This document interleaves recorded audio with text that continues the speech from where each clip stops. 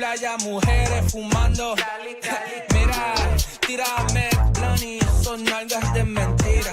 Tan brinda, que chimba, colombiana linda. Siempre con los ojos rojos de Cali, con mi amiguita Mari.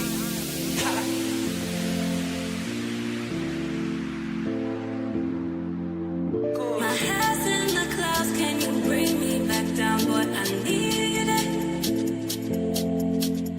My head's in the clouds, can you bring me back down, boy? I need it. Need it. Need it. Need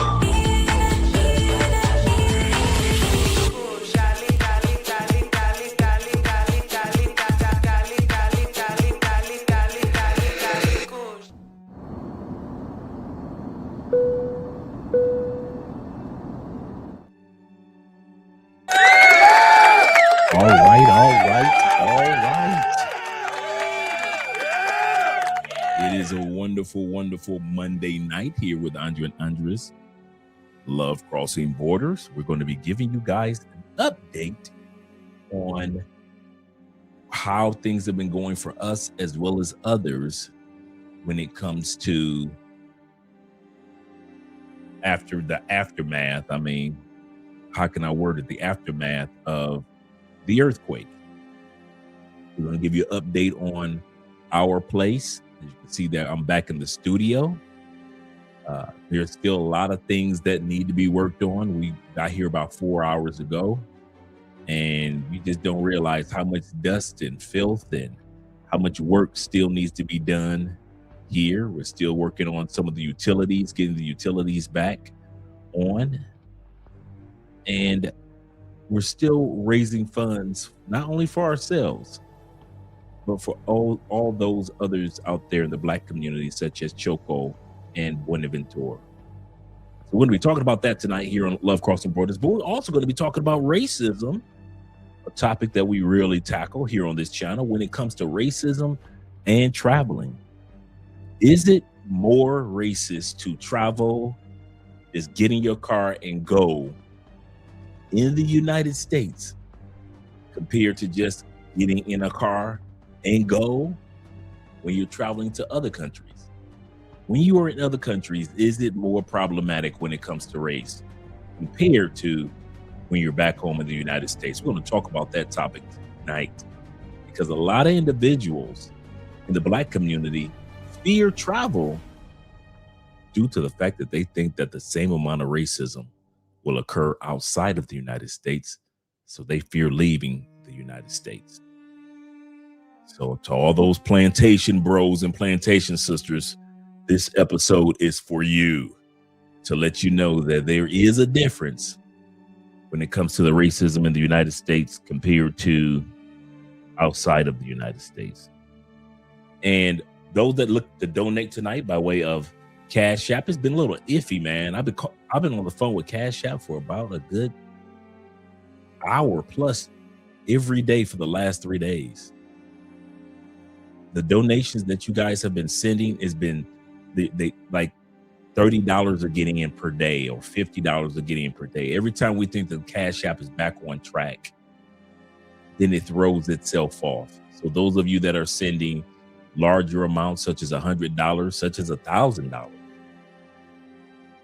you may have to make that a lot smaller, like $50 per transaction if you want to break that up, or you could just send it to Zelle if you don't mind, by way of aspence2011@gmail.com, and we'll make sure it'll definitely get it over to us, and I'll give you a shout out on the show. But a lot of you guys, there have been thousands of dollars that we have not received the funds at all because you guys have sent it by way of Cash App, and because it happened so rapidly and so fast, we never got any of the money. So Cash App never took the money out of you guys' accounts. But for a couple of guys, it has. I thought it was good for tonight. You know, we did some testing on it, and going to find out you still can't send over $100 per transaction with Cash App. So if you guys would like to Zelle us this evening, it would be great as well. And tomorrow I'm going to have some videos in regards to the donations that we have given to Choco so far.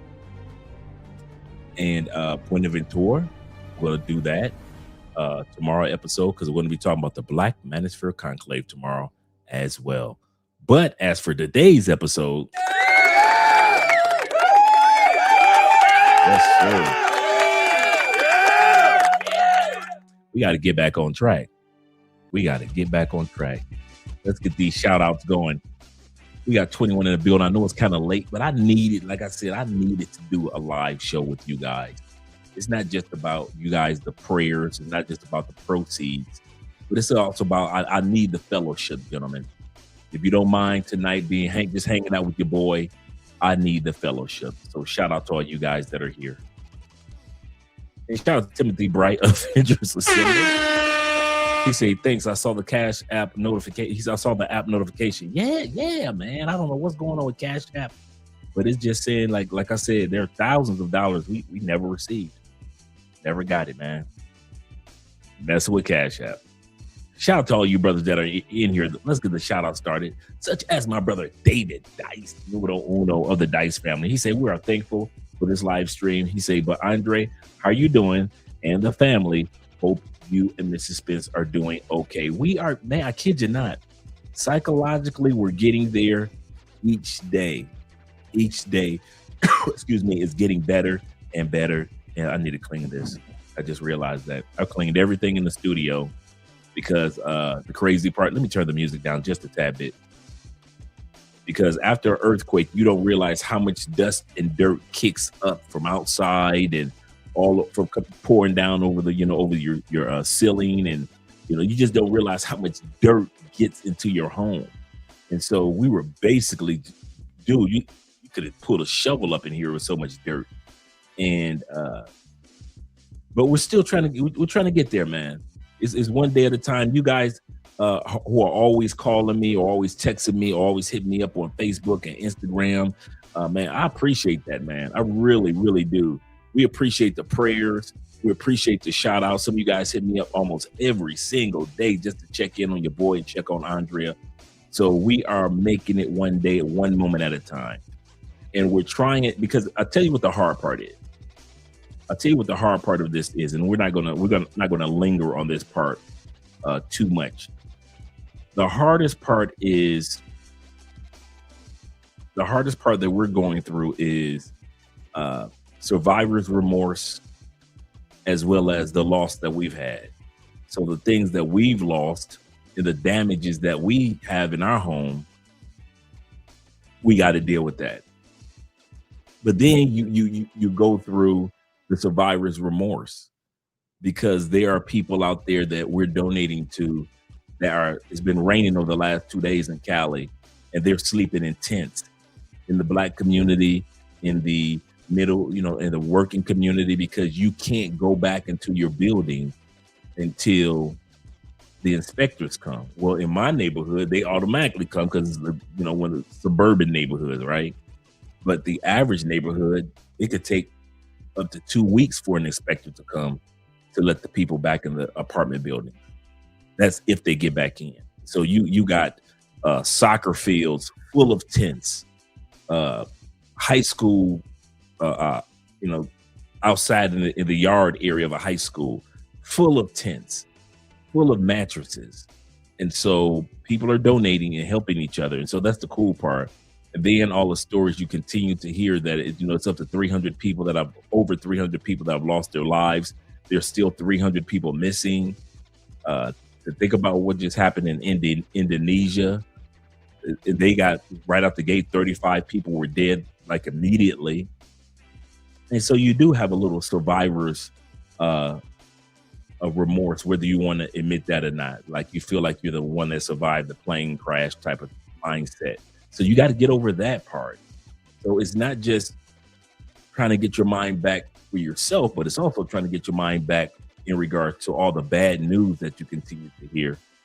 But like I said, slowly but surely, because we're helping others and you guys are helping us, like I said, if only with the prayers, it helps us out quite a bit. It helps us out a lot. I won't lie, but we're doing a lot better. It just feels good to be back home. This is our first night sleeping in our bed. We were in bed sleeping when all this occurred last Monday. So yeah, but salute to the chat. Salute to all you guys. We're going to have a great time on this live stream. We're not going to be melancholy tonight. We're going to have a good time, have some fun with this particular topic because this topic is important. I would love for more Black people to travel. And one of the things that keep Black people from traveling, we really believe that the level of racism that we experience in the United States is the same level of racism that we'll experience as we travel. We actually think that there's somebody waiting for us with a noose. Somebody's waiting to eradicate us because of our color. And that's far from the truth when it comes to traveling. But most Black people don't realize that, especially in the States. Shout out to my brother Rico in the building. Glad to see that you're here, Rick. Glad to see that you're here. Forgot to put my watch on, actually. I'm Victor. Glad to see that you're here. And shout out to my brother Will. Me and Will got a chance to chop it up earlier today. Shout out to the Ohio players. Yes, sir. Salute to you, Will. And thank you very much with the super chat. Appreciate you and Timothy Bright. Yes, sir. He say salute Dre, Andre, and Andre chat family. What's good, all? You know, I know this is a late one, but I needed it. I won't lie. I know this is a late live stream, but I needed it, man. I need to be back around my brethren, my family. Yeah, we're back in the studio, Reek. We still got some damages that like right here on the other side of this wall is just like that. But it's not really as bad as it looks. So that's a good part. That's a good part. Shout out to my brother First Class in the building. First Class says this. He said, why is the president of Colombia rejecting help from other countries? Any information on what the president is doing? Okay, we'll talk about that. That's a good question. As far as I know, the president has been accepting help from other countries, such as the firemen and the emergency specialists from Mexico, several from the United States. EMT groups and fire departments have been down here in Colombia for weeks. I've been watching their videos on TikTok, so I know that they're here in Cali. When it comes to help from Peru's down here with their department, because realize Colombia is dealing with three different things right now. The aftermath of the earthquake, right? We're dealing with a forest fire right now because of the earthquake. And there are I think it's one or two volcanoes that are about to erupt because of the earthquake. So the smoke has already gone up in the air like Pompeii. And so now the true eruptions they're waiting for in the next couple of days. So we're dealing with three things at the same time. So a lot of money coming in from different countries. America has given over 15 million. Another, the world banking system has given over $1 million donated to Colombia. Several countries have donated millions upon millions to Colombia. So he's accepting the money. The one thing that I can say that he's doing that no other president has done, he's really showing an emphasis in helping the areas of Buenaventura and Chocó. He is helping him and his wife. Like usually it's just the president that travels. But he and his young wife, both are traveling to the Black communities. They've been there several times. They brought medication. They brought food. They even brought balloons and toys and clowns for the kids to just enjoy and help the kids get their minds off of this. So he's going not only to the major cities in Choco, like Quito, but he's also going to some of the smaller towns. This is unprecedented. No president in the history of Colombia has ever gone to the Black regions in these small towns and several times over. This is a first time exclusive type of thing. He's only been president for less than 10 days. And so he's really stepping things up in regards to showcasing, showing his face. So I wouldn't know of anything that's being rejected now by any country, because like I said, America has been over here helping out quite a bit. And I follow several American firemen and rescue workers on TikTok that showcase everything that's going on here in Cali that they're doing. So shout out to them. Shout out to the United States. Uriah is in the building as he is here in Cali with us. Yes, sir, with the $10 love. Appreciate you, Uriah. Uriah says this. He said, salute, Dre. He said, salute. Salute to you, brother. He said, salute to everyone in the chat. He said, good to see that you are back home. Yeah, we're getting there, man. It's one thing to be back in the building. It's another thing to mentally be back home. I don't think we're mentally there yet. We're physically here.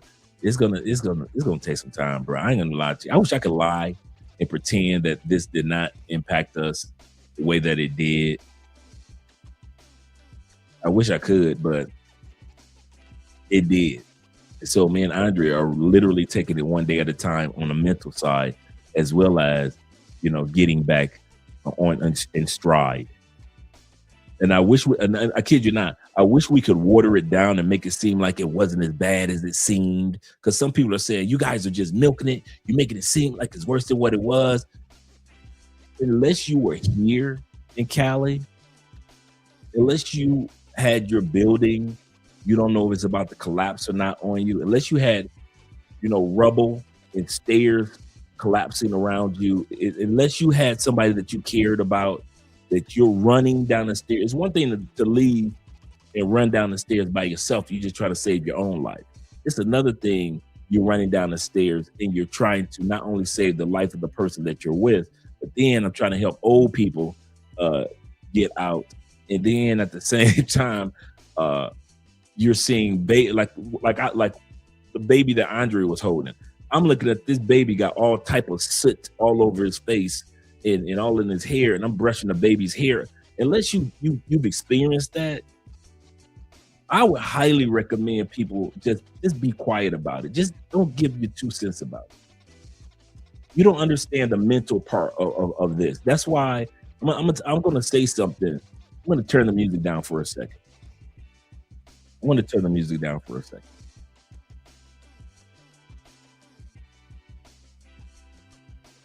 Let me go here. Just pause it for a second. This has really given me respect for all you ex-military guys and ladies.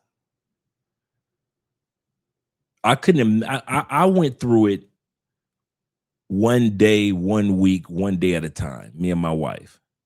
I couldn't imagine what you guys went through being deployed 2-3 times. It's one thing to talk about PTSD or disabilities of military. It's another thing to be going through it yourself. And you're trying each day to make it. You're trying to keep a smile on your face. And you're trying to be strong for your loved ones. I have so much respect for you military dudes. And ladies, you just do not understand. You truck drivers, the mental stress that it takes to be a truck driver in a world of irresponsible drivers. I've got so much respect for you all. I have so much respect for you all. And any of you guys that have a extremely stressful career or job that, and I'm not talking about you're working in the office like I am with a suit on, like I used to be. I'm talking about real stressful jobs. I have such a understanding and respect for you on the just on the mental side that if nobody understands you, at least in this window of time, I understand you. I understand what it's like to smile when you want to cry. Take it from me. So me and Andrea have spent a lot of time crying and a lot of time smiling over the last week. And so if anybody doesn't understand that, you know, I know that's why I said we still are.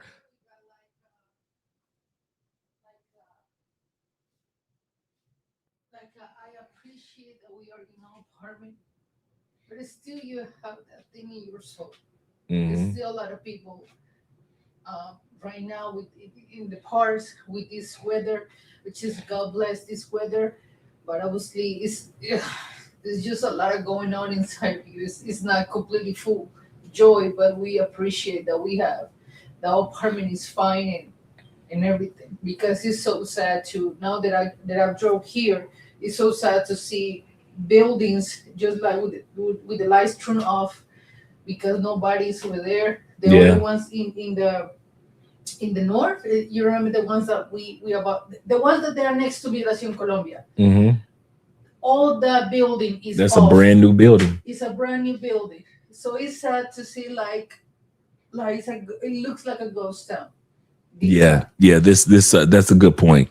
Andrea just saying that, you know, you go through the emotional part also of appreciation because many of it's kind of odd to look across and see your neighbor's building completely dark where you used to see all type of life in the building and now you look right across and that building is dark, that building is dark, that building is dark. So you go through a stage of, you know, appreciation too.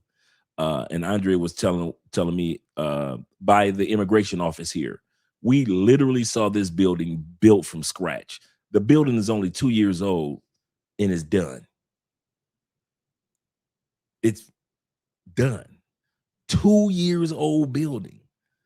Even though the infrastructure is strong as far as it didn't collapse or anything, but the damage, the toll that it took, it's going to take them months upon months, if not a year, to even get those apartments back on track. So a lot of times when people hear, once again, that a building is earthquake proof, that doesn't necessarily mean your apartment or the stairs in the building is earthquake proof. It just means the whole building is not going to collapse immediately on you. But that doesn't mean that the stairs won't collapse, that your ceiling won't collapse, you know, the pipes won't burst, the gas line won't burst. That doesn't mean any of that. So we had to check, you know, they had to check the pillars of our building. We're one of the few people that have a building that's, you know, that's decent. I know I froze for a second, gentlemen. Have a building that's decent. So yeah. Let me scroll down, go back to the super chat real quick. Shout out to all you guys. Will says this, and shout out to I am men supporting men in the building. He says this. Will says this. He say that was no fun last Monday. Yeah, I know I thought you were gone, but like you said today, you were here in Medellin when it was happening. You know, even though we're in Cali, you were there in Medellin. He say that was no fun Monday. Waking up, experiencing the earthquake, and trying to help elderly people down 12 flights of stairs while the building was shaking violently. A lot of my residents thank me. Absolutely correct. Absolutely correct. Absolutely correct. And the man supporting me and says, "Hey Dre, how's everything going for you? Are you and the wifey good?" We're getting there. we're getting there. One moment at a time. I'm not going to lie and say one day at a time. It's literally one moment at a time. Like when Andrea was just standing here talking to me, she was in tears. And those tears are just tears of appreciation. You know, like I said, right now you go through appreciation and you go through survivor's remorse or guilt. So you got to deal with that psychological part that you never asked for. Shout out to my Canadian brother in the building. I told this guy where I was from. He said, "Oh, Canada." Black Nubians. Shout out to you guys. Shout out to you guys. And let me get back to the top. Let me show some love to all you guys. We got 44 in them. I didn't know you guys were going to be up this late with your boy. Shout out to you gentlemen being here. Shout out to the fit traveler. Yes, sir. Always here. Showing some love. Salute to you as well. Salute to you as well. Yeah. If I had a cold one, man, that's true. We had a couple beers for a few days. You know, we got out. You know, we were in a grandmother's apartment, as you guys saw. And we got out when we went to like the liquor store across the street. You know how in Colombia they always had tables sitting out front. So we kind of like sat out front and had a couple of beers just to get out and clear our minds. So we've been trying, man. We've been trying. Shout out to Corporal being in the building. Glad to see that you're here. Glad Corporal ST in the building. Yes, sir. And our brother Ahmad Milner in the building. Glad to see you're here. Salute. Let me turn the music back on, gentlemen. Glad to see that you're here. There we go. Let's just keep that energy. He said, "Come on, Dre, let's ride it out." That's exactly what we're gonna do. That's exactly what we're gonna do. Now, this just because we're going through this moment of time does not mean that Andre and I are giving up or we're depressed or anything. It's not. We're not going through that, and I'm glad we're not going through that. It's just an adjustment, man. It's just an adjustment. It's crazy too, man. He said, "Wait, man, you're back in your own residence?" He said, "Just shout out to Timothy Bright." Yes, sir, man. We just got back just a few hours ago, and we just spent like 4 hours just trying to clean up as much as we could. Yeah, man. And Jay Anderson, the great, is in the building. Salute to you as well, brother. Salute to you as well. He say, salute to the grown man chat. He say, Andre and Andre love crossing borders. He say, appreciate you always. Yes, I appreciate you gentlemen as well. Like I said, I need this particular live stream just to feel encouraged, be hanging out with you guys. So that's why I'm doing a late night Monday, just to be around you guys for a few hours. You know, shout out to my brother Sean in the building. This Could Get Ugly podcast. Make sure that you guys subscribe. Make sure you drop the link to your channel, Sean, so we can support you as well. We got 51 in the building. Shout out to all you gentlemen. He said, glad to see that you're back in the studio, big bro. Yeah, yes, sir. Ooh, cheers. Yes, sir. Hey, shout out to LJ, the Southern Vegan. He said, glad to see that you, Dre. Blessings to you, Mr. and Mrs. Spence. Yes, sir, man. Shout out to you with the Colombian flag. And shout out to my brother Elham. He said he's trying to get the tariffs wave because of the earthquake. Okay, cool. Okay, that's good, man. That's really good. I can say this about this president, man. This guy has been nonstop on the go, man. On the go. Yes, sir. Black Lex in the building. He said cultural conditioning in the States has taught us to be fearful of what is outside of the States or on the outside of these borders. But when you leave, you actually learn where racism really is. And that's true. There is a form of racism no matter where you go around the world. But I'm telling you, America still got a lock on inequality and disparity. And we're going to start off with showing you where United States ranks. I'm going to say this again. It's going to blow you away. Out of 180 countries, when it comes to racial equality,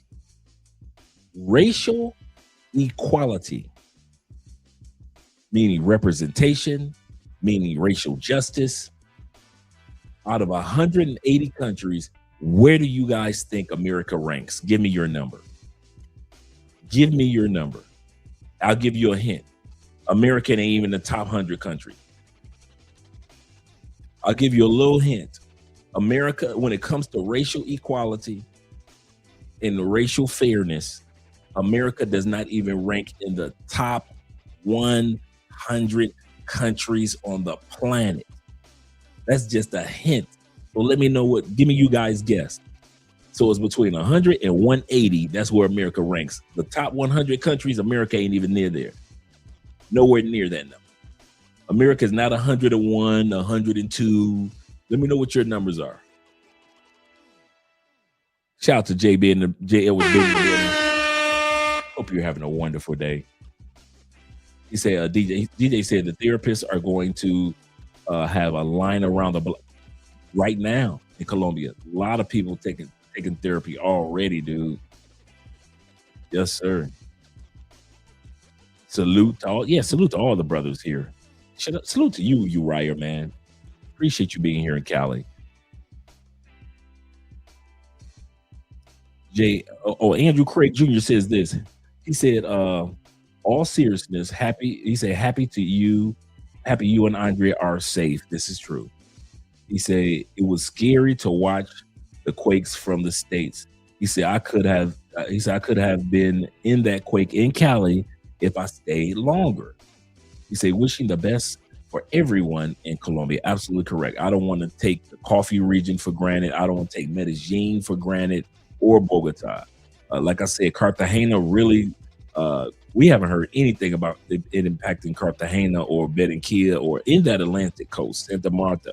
So that's why you don't hear much about them, because from what we're seeing, it really didn't impact them literally at all. But yeah. Shout out to T-Mac being in the building, representing once again. Salute to all.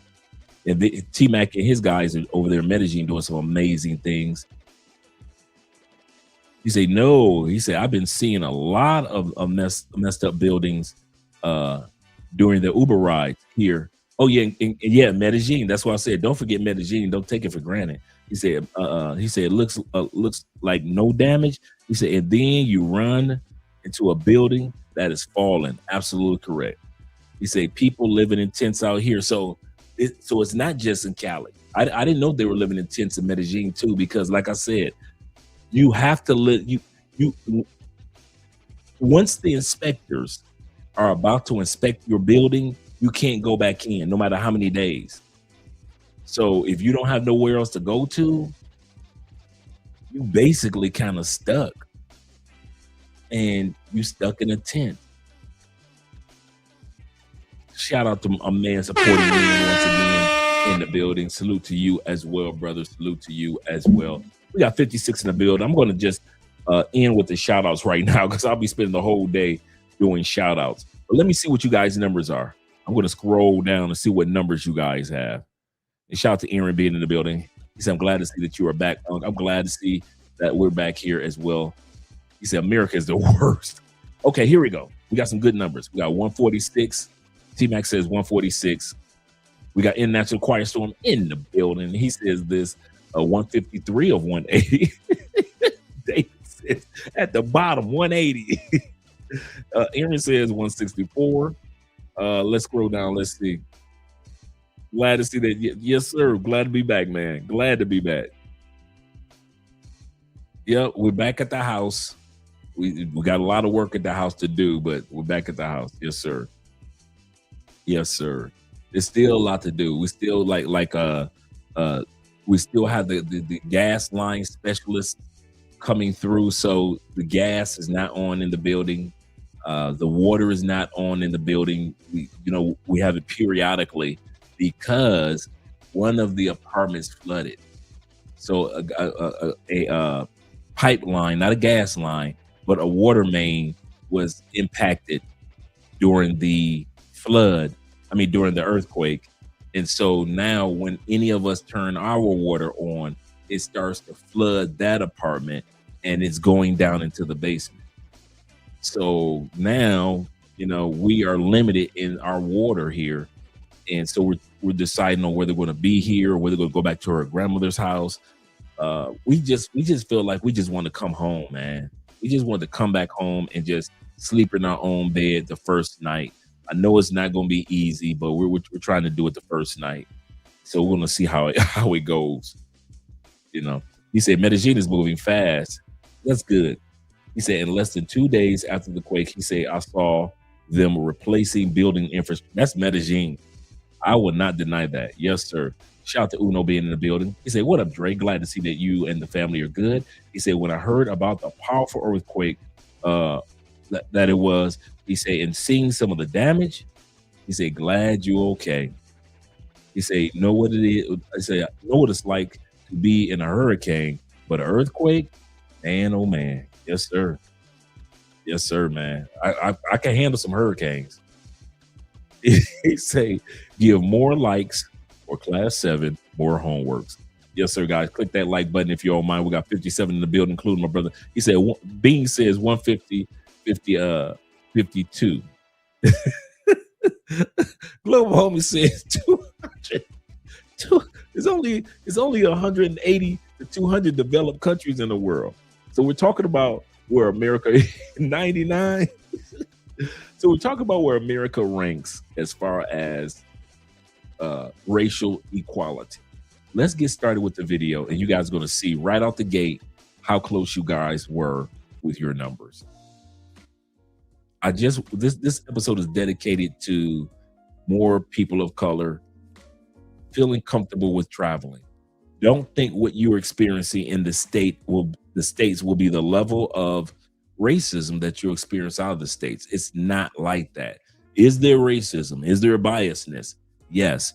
Is there a different form of biasness that we get as African Americans compared to Africans? Yes. Yes, I think we get treated better than even some of the local blacks in many countries. But Black Americans have a bad habit of thinking that when they get to certain countries, they're going to be treated worse than they get treated on the plantation known as the United States of America. And that's not true. Let's get started with the video. Not every country is friendly to Black and brown people. If you live in the United States, you know that. You feel that. And the data supports that as well. The Othering and Belonging Institute at Berkeley University ranks the United States as 138th in 138. Some of y'all got close to it. United States ranks 138. Let's bring that beat back. Not every country is friendly to Black and brown people. If you live in the United States, you know that. You feel that. And the data supports that as well. The Othering and Belonging Institute at Berkeley University ranks the United States as 138th in terms of racial inclusiveness. That's everything from the laws that we have to the actual public sentiment towards people of other races. So it's no wonder that people of color are looking for a way out of the United States and trying to figure out how they can escape, especially in their retirement years. You've put in all this work and you're like, I don't want to retire in a country that hates me. Totally understandable. What's up, everyone? Leroy Adams, founder and publisher of the Buddy Pass Title magazine here. So I'm working on my next article for our premiere issue, one of the few articles that I get to write. And it really centers around the reasons why Black people in the U.S. are leaving to move abroad. A lot of Black folk are leaving the U.S. to move to places like Portugal. There are a lot of Black Americans in Portugal. Places like Bali, Thailand, Japan, Korea, China, various South American countries, Mexico. Now, this brother right here that's speaking, he is not only a content creator such as visual, such as YouTube or TikTok, he also writes a monthly newsletter.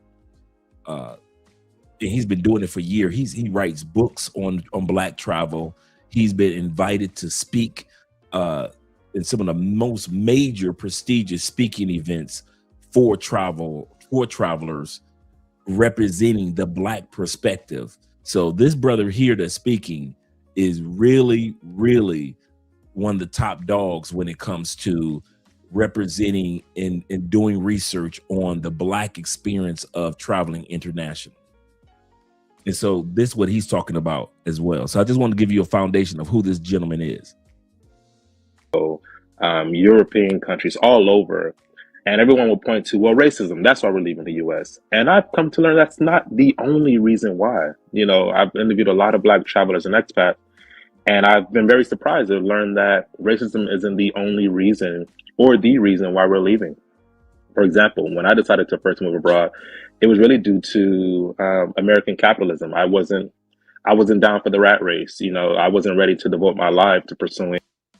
I actually have an episode coming out this week on that. A man supporting men. I actually have an episode because I'm not naive to the fact that most men aren't leaving the United States. I'm not naive to that. And so, not being naive to that, what about you guys? What about you guys that travel, but you're not leaving the States? You know, you see what I'm saying? You still travel, but you still love living in the States. You got your business there. You got your kids. Mom is still there. Dad is still there. What about all the men that travel but aren't leaving the States? What about the type of women should they be looking for? We're going to talk about this week, as well as I need to get with Theo to schedule the day for when we talk about the Black Manosphere Conclave, because I want to do at least 3 episodes this week talking about the conclave, because yes, it still will be next month in September. It will be on the 11th through the 14th. And I'm telling you guys, you will have a wonderful time in Las Vegas. So I will be doing an episode on this one this week. That's a great, great question. And I've been kind of like putting together a game plan for this one.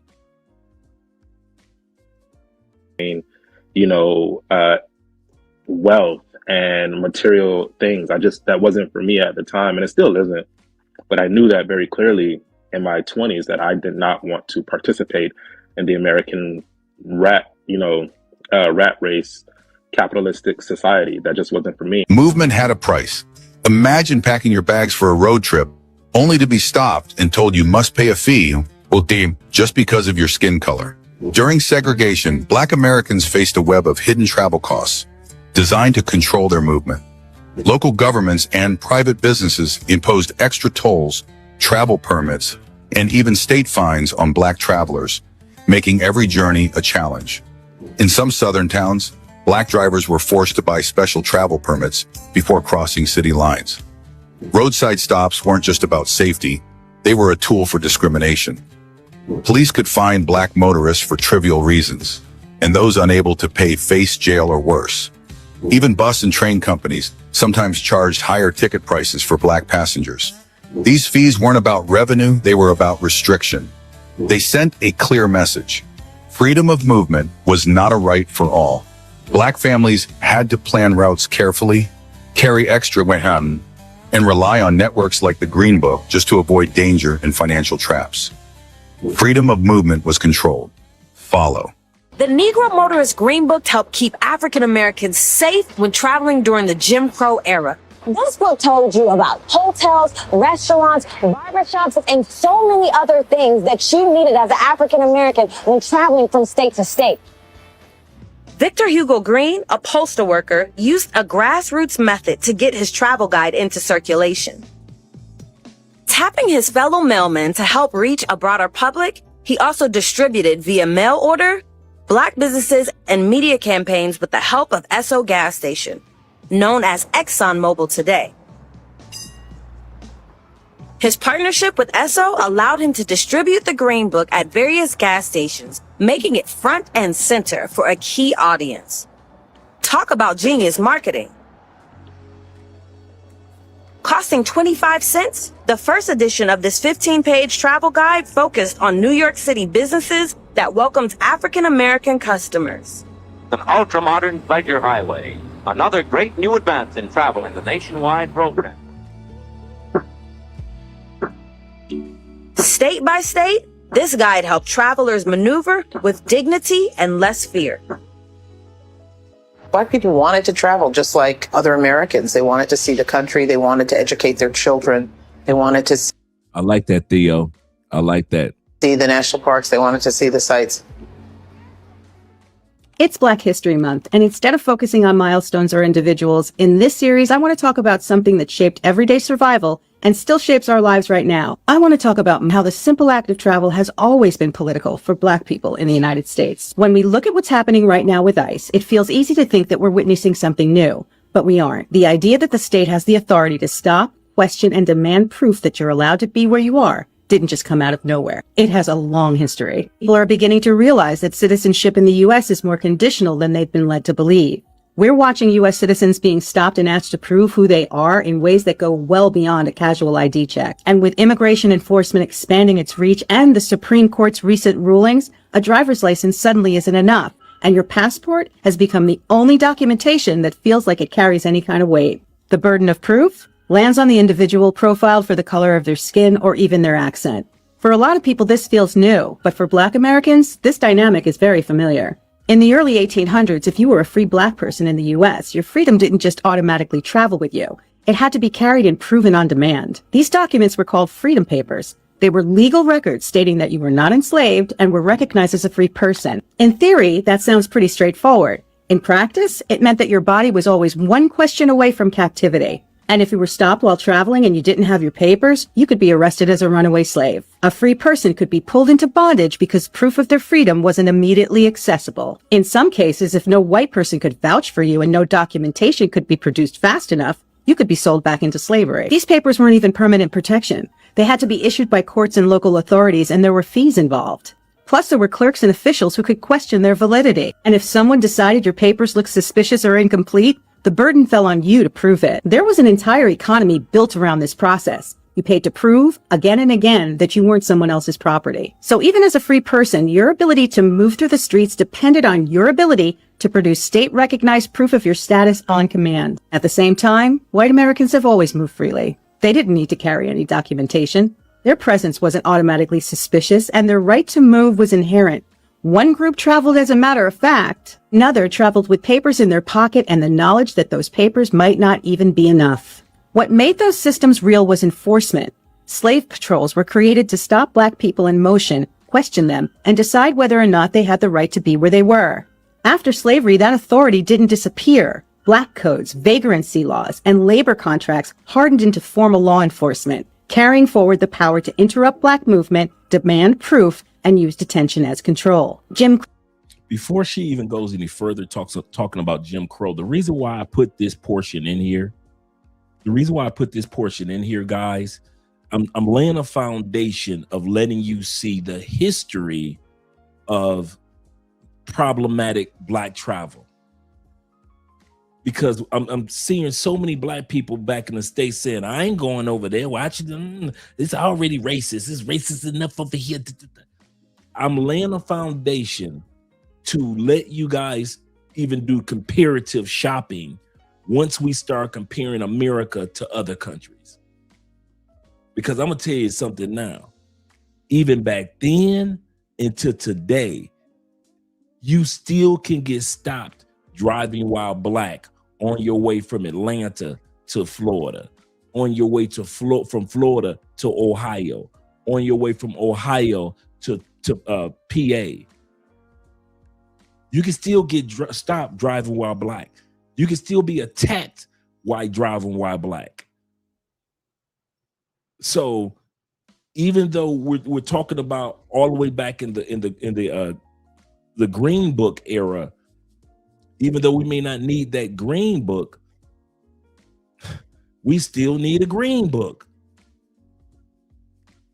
Just like, but I like what Theo said. We have gone from the Green Book to the Blue Book. And it's sad that a lot of Black people don't want to admit that, acknowledge that, and enjoy that. They rather, I don't know what it is. But at the end of the day, it's not what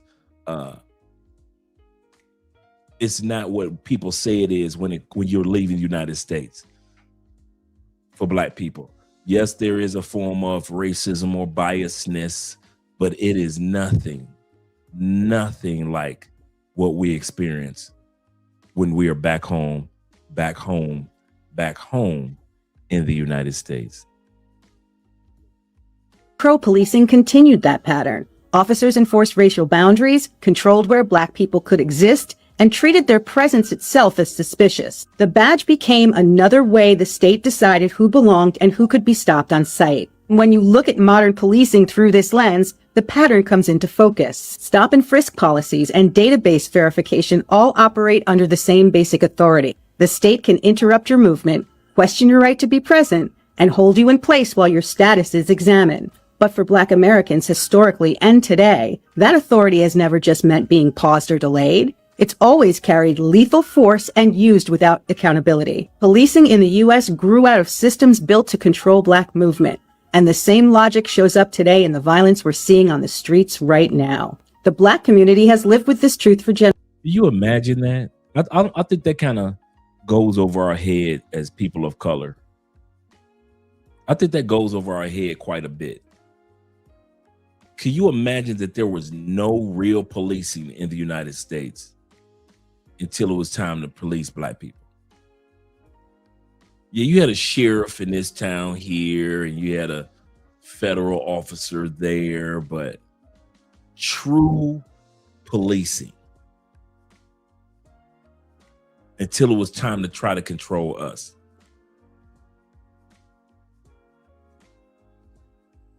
When it was time to control Black people, all of a sudden, police officers came and were hired in masses across the country. To police crime? No, to police us. Shout out to my brother Delwyn, who's gifting membership. Appreciate you, brother. Hope you're having a great day, Mr. Justin. Our brother First Class says this. He say, 2 weeks ago, he said, I asked my 60-year-old mother to give me 3 things that she loved about the I can't wait to hear this. 3 things that she liked about the United States. She literally couldn't give me more than 2 things. She's been living on the planet. Shout out to grandma for more than 60 years. You know my 2. I'm with grandma for real. I can give you 2. Money and military. I respect and appreciate our military might. And I appreciate the fact that in America, you can go, if you put your mind to it, you can take Theo's classes. And if you stay focused and you go after those interviews, you can have an opportunity to go from 0 to 6 figures. America is built like that. You could come up with the idea while you're sleeping in your car, and all of a sudden you're Paul Mitchell and you're selling beauty supplies around the world, and now you own, Patron, tequila, and all that stuff, right? Only in America can you go from selling books in your garage on this new thing called the internet to being Jeff Bezos, multi-billionaire. Only in America. Other than that, I mean, your family, of course. So certain things are obvious. Your families and your friends, of course, that's obvious. But anything else I can easily say I can find outside the United States. I can find better outside the United States. I kid you not. I give it to the United States when it comes to money. I give it to us when it comes to the opportunities, in other words. I'll give it to us when it comes to military might. I'll give that to us without a doubt. Other than that, I can't name one thing that the United States does better than many other countries that are out there. I know countries out there that do family dynamics way better than we do. We are not even known for our family dynamics in the United States. I know countries that have a way lower divorce rate than we have. And they go through the same ups and downs that we do. I know countries with better food, better water. There are other countries with better medical. There are other countries that are not as big or as powerful, but they have better education. There are countries that are not as powerful as we are, but their crime rate is far lower than ours. There are countries out there that have higher taxes, but they get a bang for the buck for their taxes.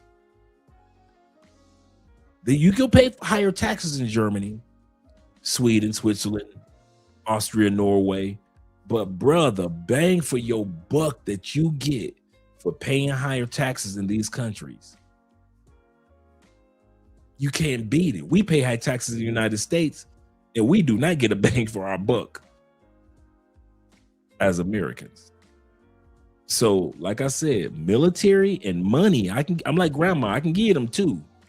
We don't rank top as far as freedom. Women equality, as far as treating women and in job market and opportunities, we don't even rank in the top 25, top 30s in the world for women equality, for female equality. Do you know that? You would think that from all the ingenuity that we see with women in America throughout the last 50 years, you would think that Americans will rank a lot higher when it comes to equality and ingenuity and opportunities for women. We don't. We don't even rank in the top 50 countries. That's crazy. That's crazy. That is crazy. That there are countries out there that are not as large, that are not as developed, but treat women with more equality and opportunity than we do. So like I said, outside of money and military, now don't get me wrong. I'm not saying our country itself, the landscape is not one of the most beautiful countries in the world. I'll give America that too. I will rank America easily one of the most beautiful countries in the world because our landscape is so diverse. So our weather and our landscape, bruh, if you do anything, man, literally travel America, go to Wyoming, go to the Grand Canyon, go to Oregon and see the giant redwood trees. Go to California, go to Los Angeles, bruh. If you have never been to Los Angeles, I'm telling you, it is not. Go to the Bay Area, go to San Francisco. California is its own state. I mean, its own country. Same thing with Texas. These places are their own everything, man. It's almost like you walked into a Twilight Zone episode because they're so different from the Midwest. Come on down to Florida. Come on down, live that salt life. You know, we call it salt life in Florida. Live that salt life for a minute. And you realize, like, goodness gracious, I ain't going back to that snow. You know, check out New York and Philly and New Jersey. Check out, the concrete jungles. And the business mindset and the ingenuity and the creativity it takes. America is a beautiful, beautiful country. I think we kind of take our country for granted. We really do, as far as the beauty in the landscape.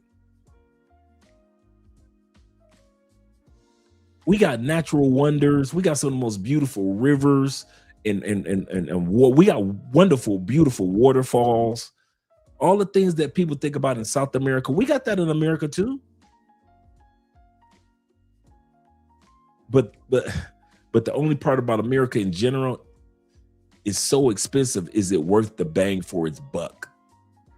It's so problematic for Black people. Is it worth me staying in America, making $1 million, and I could still be pulled over by a police officer who's racist, and I could still be beat to death as an athlete that's famous on television? I could be an actor, and I could be a famous this or a businessman in the United States, but just because I'm Black, they will lock me up. They will make an example of me.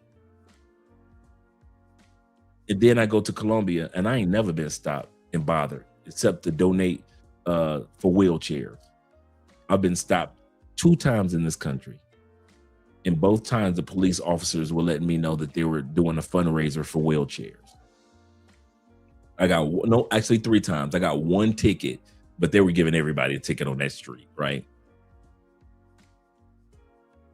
But that's the one time I got a ticket just for turning down a wrong street, and it was not a wrong street, and they just had police lined up, and they were like, if you got a nice vehicle, they were just pulling you to the side. But all the raggedy cars, they were just letting ride by, right? But other than that, and I never felt one bit of racism. I didn't feel one bit of well, your Spanish is not good enough, so we're gonna make this ticket. I never felt any of that. I felt more uncomfortable as a Black person traveling across the United States in a vehicle than I have ever felt traveling across Colombia in a vehicle. That I can give you. T-Mac says this. T-Mac says, here I feel zero stress about approach.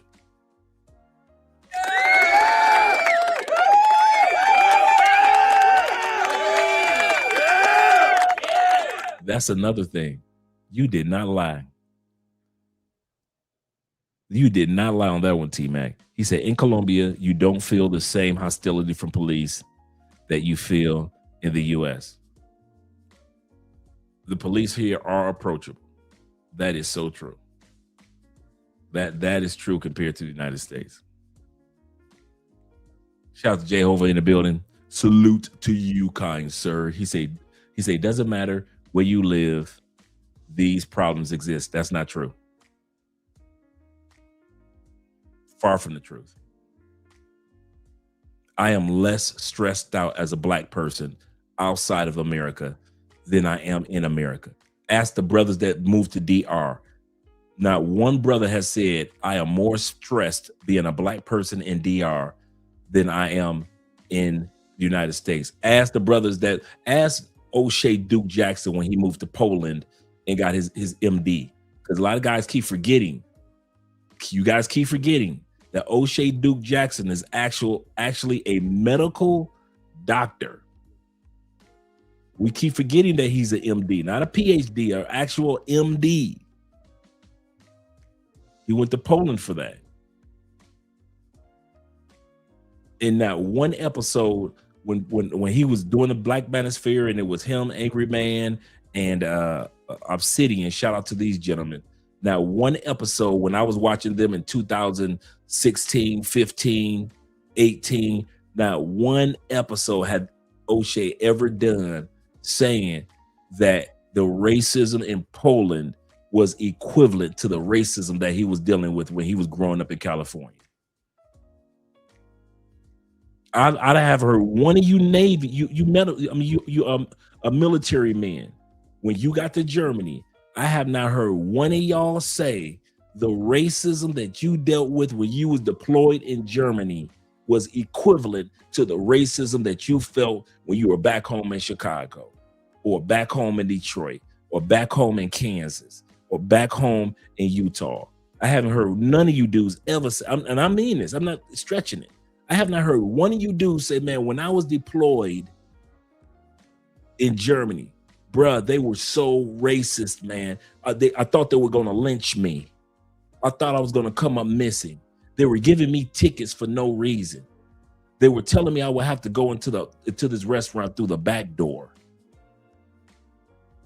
I haven't heard any of those stories in masses. Now, you'll find bits and pieces of racism here and there, but on the scale of the United States, don't ever think that it's equivalent. It does. The problems that you deal with in the States does not exist in other countries, especially for us, those of us that are coming from America. No, I'm not going to let us sit up here and sell that product.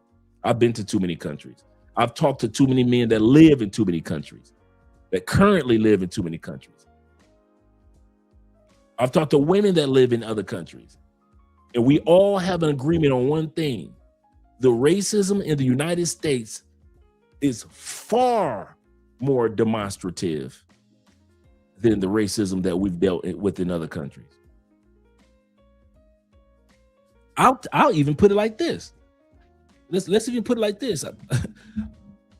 The racism that we see blacks in other countries when we get there don't compete with the racism in the United States. How many of y'all have seen a Brazilian swinging from a tree in Brazil? I'm waiting. How many of y'all have seen a Colombian drugged down the street by a pickup truck? Afro-Colombian. I'm waiting. Now, when it comes to taking land from people and things like that, and the wars that goes on in the jungles and things like that, that's one thing. You know, the kidnapping of kids to make them military, that's one thing. I'll give them that, right? In South America. But I'm gonna tell you something. If y'all think that even the racism that we still deal with today in 2026 is not worse than what Brazilians or Dominicans or Haitians. Dominicans are always showcasing their form of racism towards Haitians. It ain't even close to how white people do us and other cultures do us in the United States. Don't y'all ever think, and I mean this, don't y'all ever think that what you are experiencing in the United States is equivalent to what you're going to experience in Brazil, in Europe, in Asia. You're not. That hell that we are living in the United States when it comes to racial disparity, when it comes to still lynching, when it's still inequality of incarceration. Other countries, they ain't even got that much of an incarceration rate. Okay, here in Colombia, I have looked at plenty of Colombian videos of incarceration, of the prison system. You know who I rarely see? And T-Mac, and Will, tell me if I'm wrong. Jay Clyde, if you're here. I mean, and Jay Fleming, tell me I'm wrong. When you watch these news headlines about incarceration or somebody just went to jail, or you watch a video of prisons in Colombia, is it a bunch of brothers that be in prisons, Afro-Colombians in prisons? Or do it be the white Colombian, the Metistas that be in prisons in Colombia? Now, Colombia got 13% black, like we got 13% black in the United States. If Colombia want to do it like that, they could lock up, a huge amount of black people too, just like the United States, right? But you don't see that, do you? You don't see that. All these, thank you. Mostly the white Colombians are in the prisons. But you go back to the United States, it's black and brown. We're the majority in the prisons. I'm telling y'all, whatever y'all think of other countries, get that out your mind, because the plantation owners in the United States planted that idea in your mind that everybody, racism is equal, and no matter where you go, it's going to be like that. No, bruh. As long as you stay in the States, it's going to be like that. It is uncalled for in 2026 that there are young men and young women that are being lynched in 2026. And there's been many of us who have been out here almost 25 years. I've been out here for almost 10 years. You got all you ex-military guys, and all the countries y'all going to, y'all ain't heard not one brother or sister in public on a regular basis being lynched or police brutality in these other countries. Now, is there a form of systematic racism in these other countries? Yes. Because you do go to the mall and you don't see as many black people that are part of the sales team in the malls. So there is systematic racism. Yes, I give you that. But the brutality and the injustice that we go through, the George Floyd's and the Trayvon Martin experiences, no, you ain't gonna see no Trayvon Martin experience in South America. Ain't nobody Trayvon Martin in Peru. There is no George Floyd experience in Venezuela. You ain't gonna see that. You ain't gonna see that in Europe. You do not have nobody hanging from a rope in Ecuador. But you dang sure gonna see that in the Midwest, in the South, today in the United States.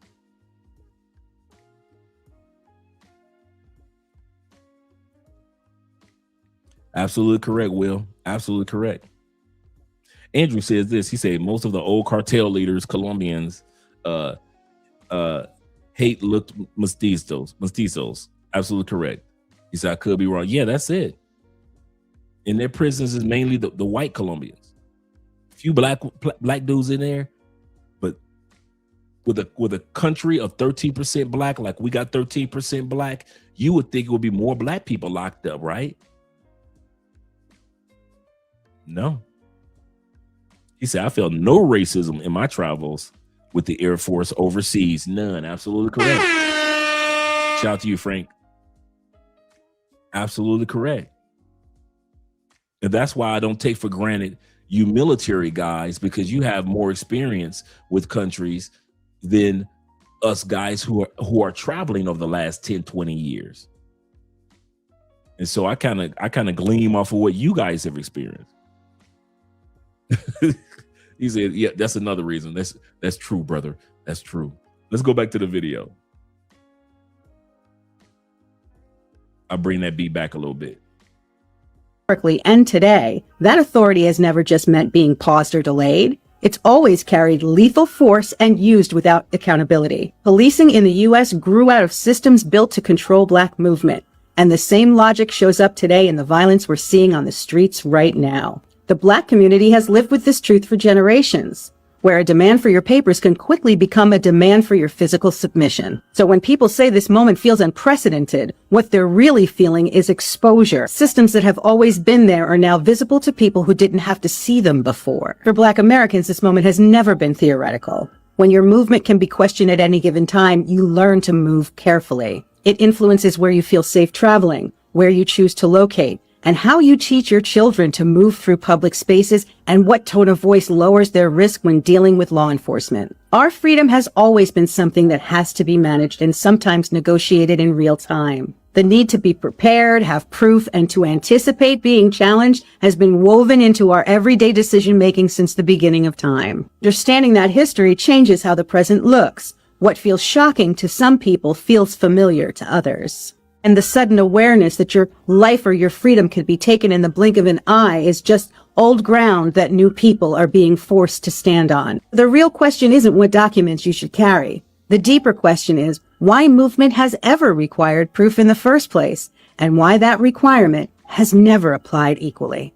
Black History Month isn't over yet, and neither is this conversation. In the next part of this series, I'll be talking about what happens when the state controls your ability to travel by taking your passport. Make sure you're following along so you don't miss it. And if you want to follow my work beyond this series, you can also find me on Substack. What they also did was they wrote where she gets started, and this sister gives a lot of great information. Once again, I'm laying a foundation for travel in the United States compared to travel outside the United States. So we're just talking about the United States for now. My brother First Class says this. He says, been multiple lynchings this year in the U.S. In the U.S., he said, I'm treated like a black man. Outside the U.S., I'm treated like an American. It's not the same. You're absolutely, that's a great point. That is an excellent point. I kid you not.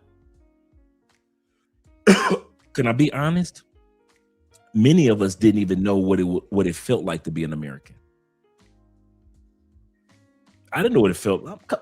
I knew what it felt to be a black man. I'm gonna get up in the morning, go to work, go home type of black man. I never thought about my Americanness. Let's be for real. 4th of July, yeah.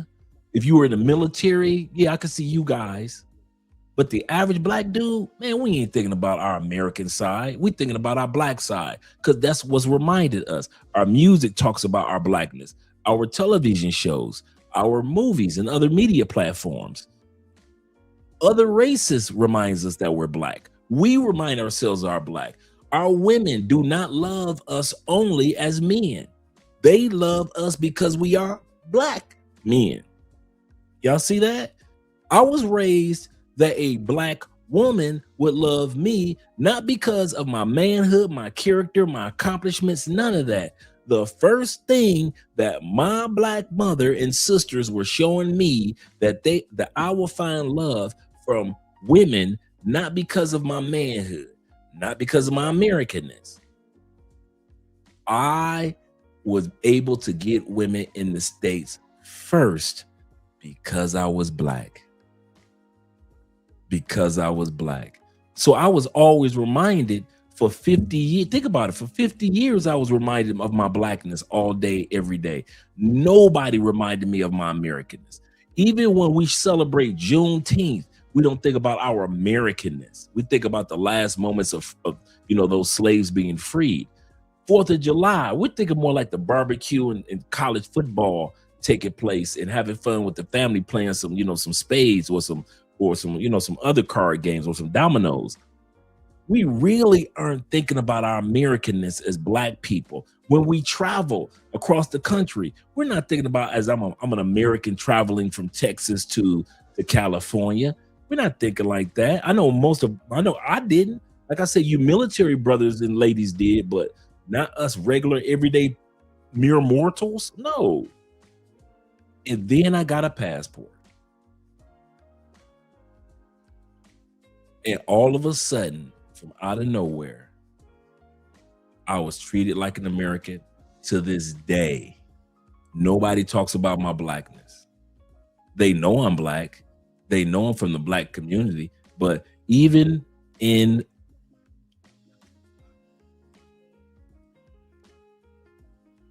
you could put me in an area surrounded by Afro-Colombians. They all know that's an American. He ain't one of us. That's an American. They don't say that's a black American. They say that's an American. When we're in Europe, they looked at me not as a black man. They look, that's American. When we go to Mexico, I'm an American. When we were in DR, American. Cuba, American. My blackness was obvious. The skin complexion was obvious. Nobody had to talk about it. The fact that I was American gave me different treatment. Not my blackness, my Americanness. That's why when it comes to Afro-Colombians in Colombia, I'm treated better. They're black, I'm black. What's the difference? My Americanness makes me different. When in DR, I see how Dominicans treat Haitians. I'm just as black as the Haitians. So why do I get treated different? The Americanness of my blackness. And so now I'm celebrating and spending years enjoying something that was never presented to me. I'm an American. I am an American. I get the chance to enjoy my American side and not only my black side.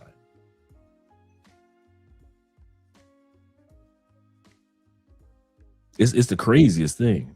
The craziest thing.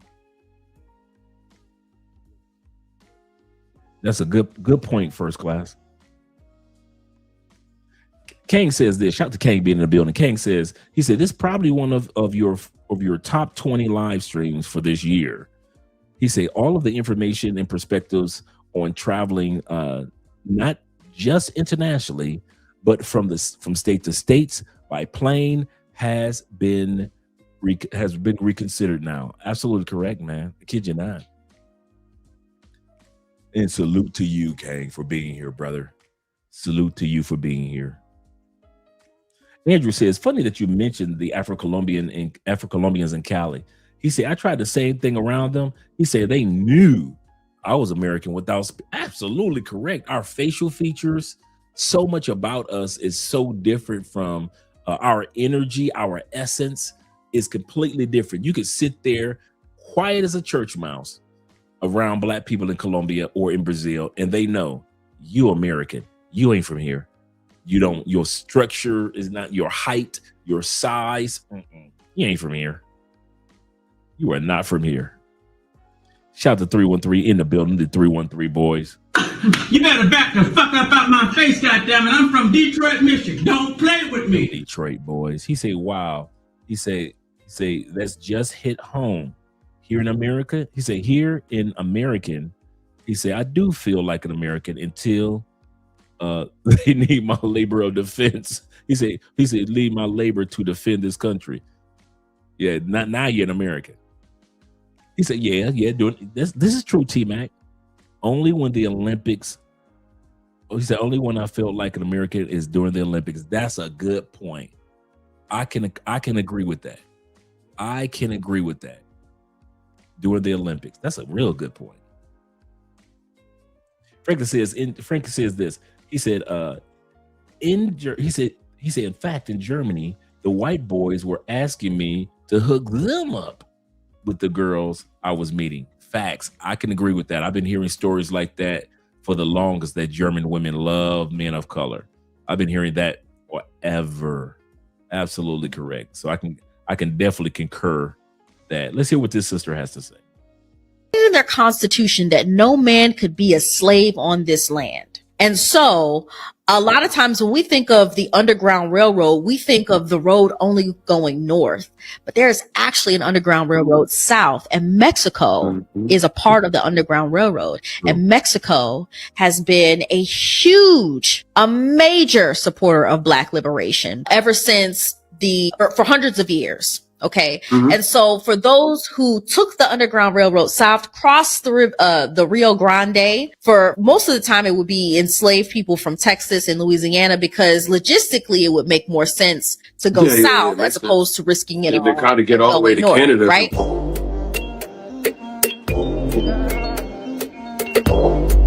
Someone left a comment on my Paris video, and I can't stop thinking about it. They said, and I quote, "We need a green book for international travel." Man, they're right.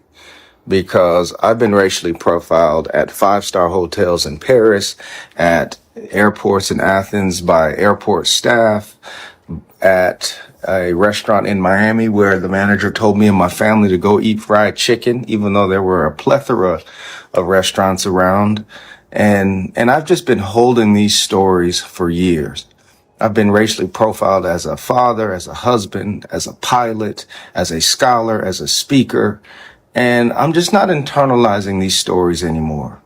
I'm not staying silent anymore because somebody who looks like you is going through what you're going through at a hotel, at an airport, at a restaurant, and they need to know how to respond with grace, with strength, with their dignity intact. And so I'm building my own green book of sorts, not a pamphlet, but a series. Real stories, real responses. Starting this week, I'm sharing what happened to me in Athens by airport staff. Man, it shook me. I almost went to jail. I almost got put off of a flight. Almost ruined our family vacation. And so subscribe. This series is coming. I'm your friend, Dr. Manny Scott, and I'll check in with you later. You are African. They still pull me out. My kids, I'm fighting today that my kids are not pulled out on random research. I have done so many random research, I can't count anymore. I sit on business class. They check my ticket. The plane is about to take off. They come back. Can I see your ticket again? Before I used to show them. Now I tell them, until you've seen every white person's ticket on this business class, you are not seeing mine. And I say it loud. I say it loud. You cannot be picking on me all the time. Rating countries I've traveled to on how Black friendly they are. I'm always asked this question every. Now I put those videos in there to lay a foundation on the international side.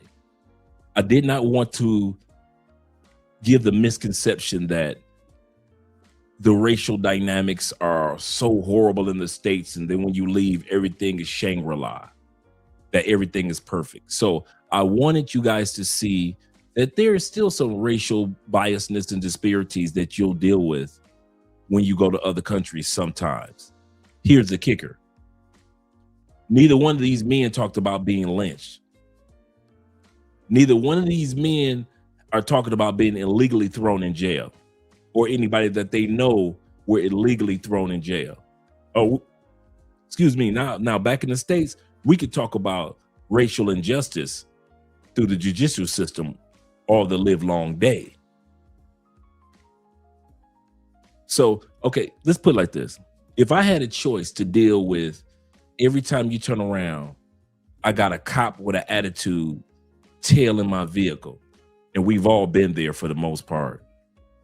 Or I got an airline stewardess that's going through a racial moment. I'm gonna tell you something. Give me that airline stewardess for $500, Alex. I will take that racist airline stewardess that's saying something slick like, let me see your ticket again. I will take that compared to some ignorant police officer pulling me and my family over again for no reason. We've been driving for 10 hours. We've drove through 3 states so far. We drove through 7 states so far. We got 3 more states to go. And I know I'm going to be pulled over again once we're driving through Alabama from Florida on our way to Texas. I'm going to tell you something now. Give me the airline stewardesses that's talking crazy. Give me that person that says you should go here and buy some chicken. That's the worst you got? No noose? I don't have to deal with a job situation? Is that the... Listen. Sometimes you got to be ready to pick your poison. Sometimes you just got to be ready to pick your poison. He said, Dre, I experienced the same thing. He said, it tripped me out. Yeah, I feel the same. I feel the same way. I do not, I'm not naive enough to think that once I leave the United States, the world is just rainbows and roses. I know that there's biasness and prejudiceness and racism globally. But when it compares to the States, I ain't gonna lie to you, bruh. The only country I know where I really need a green book is the United States. Now, y'all can come up with your own international green book, black people. I'm not saying don't do it. But what I'm saying is, I ain't experienced this world traveling to the point I got to deal with a green. I got to have somebody create a green book.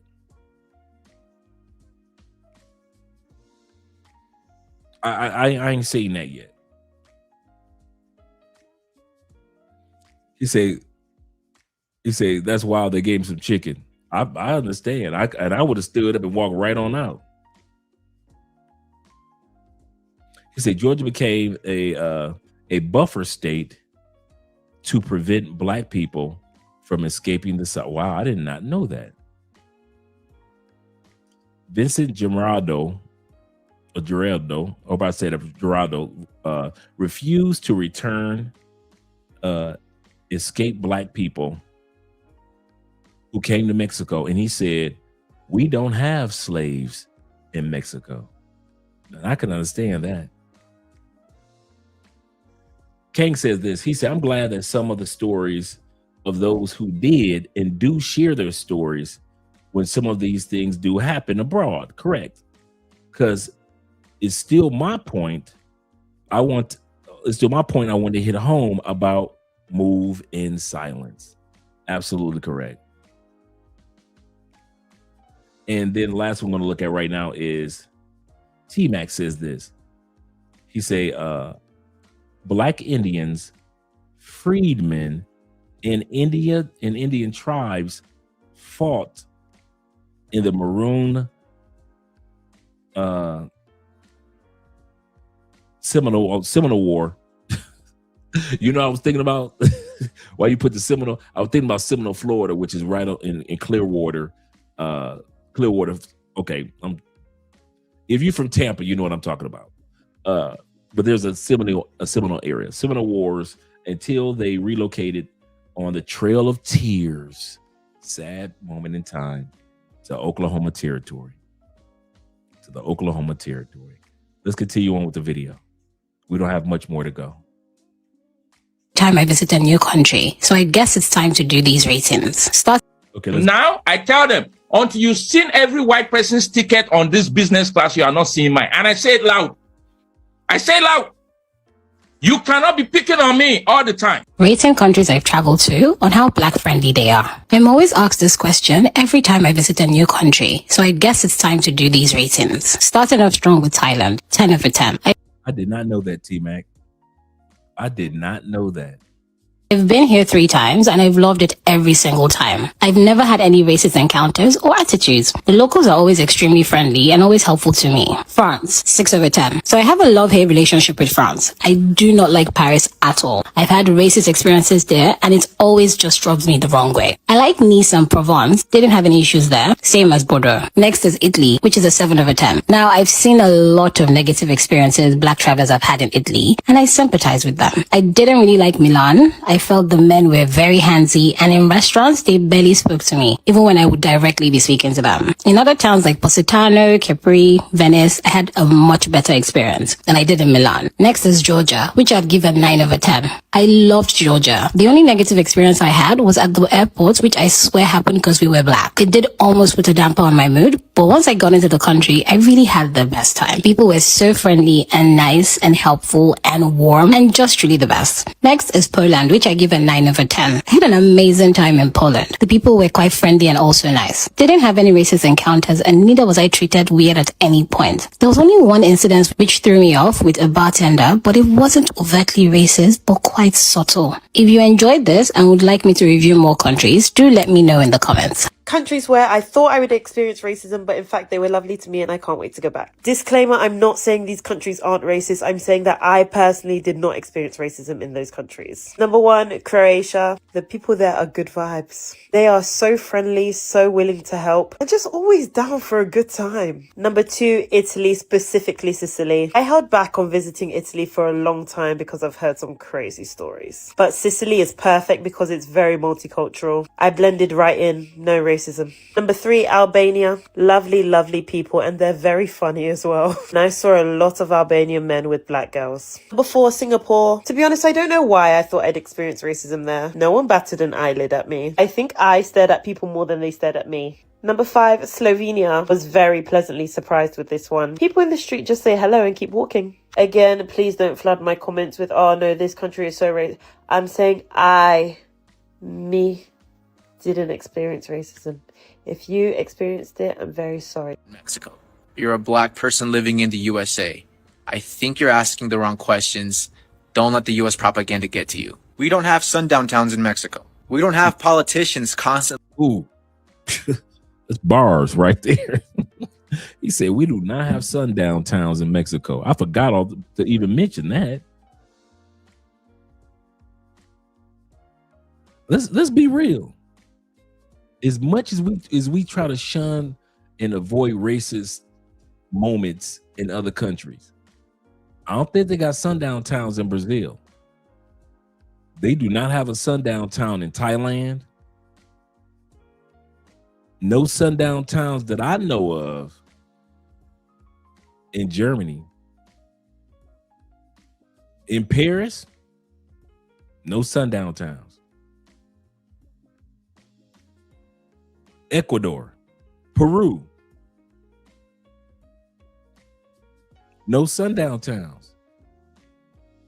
The United States, in 2026, you still have sundown towns. Can you imagine in 2026, you still have sundown towns? And y'all want to say racism is the same everywhere? Okay.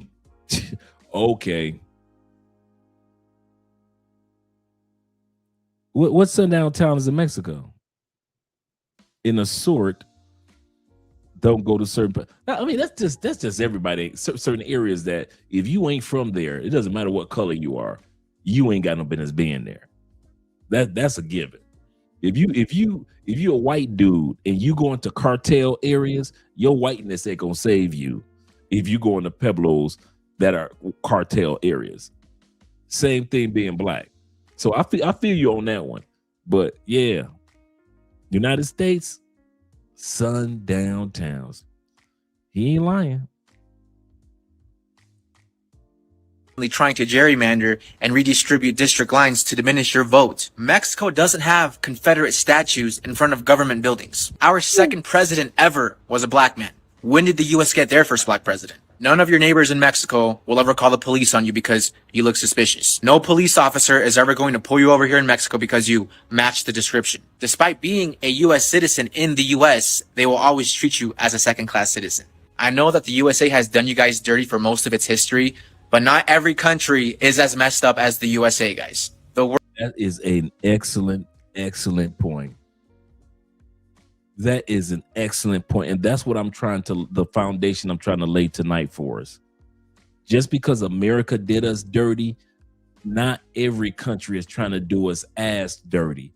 Yeah, a snide remark here, a slick snicker there, a little form of making you upset here. But compared to employment biasness, homeowner biasness, like he said, the sundown towns,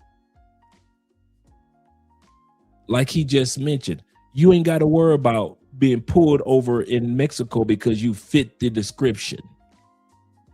If you fit that description in Mexico, you fit it. I even go even further.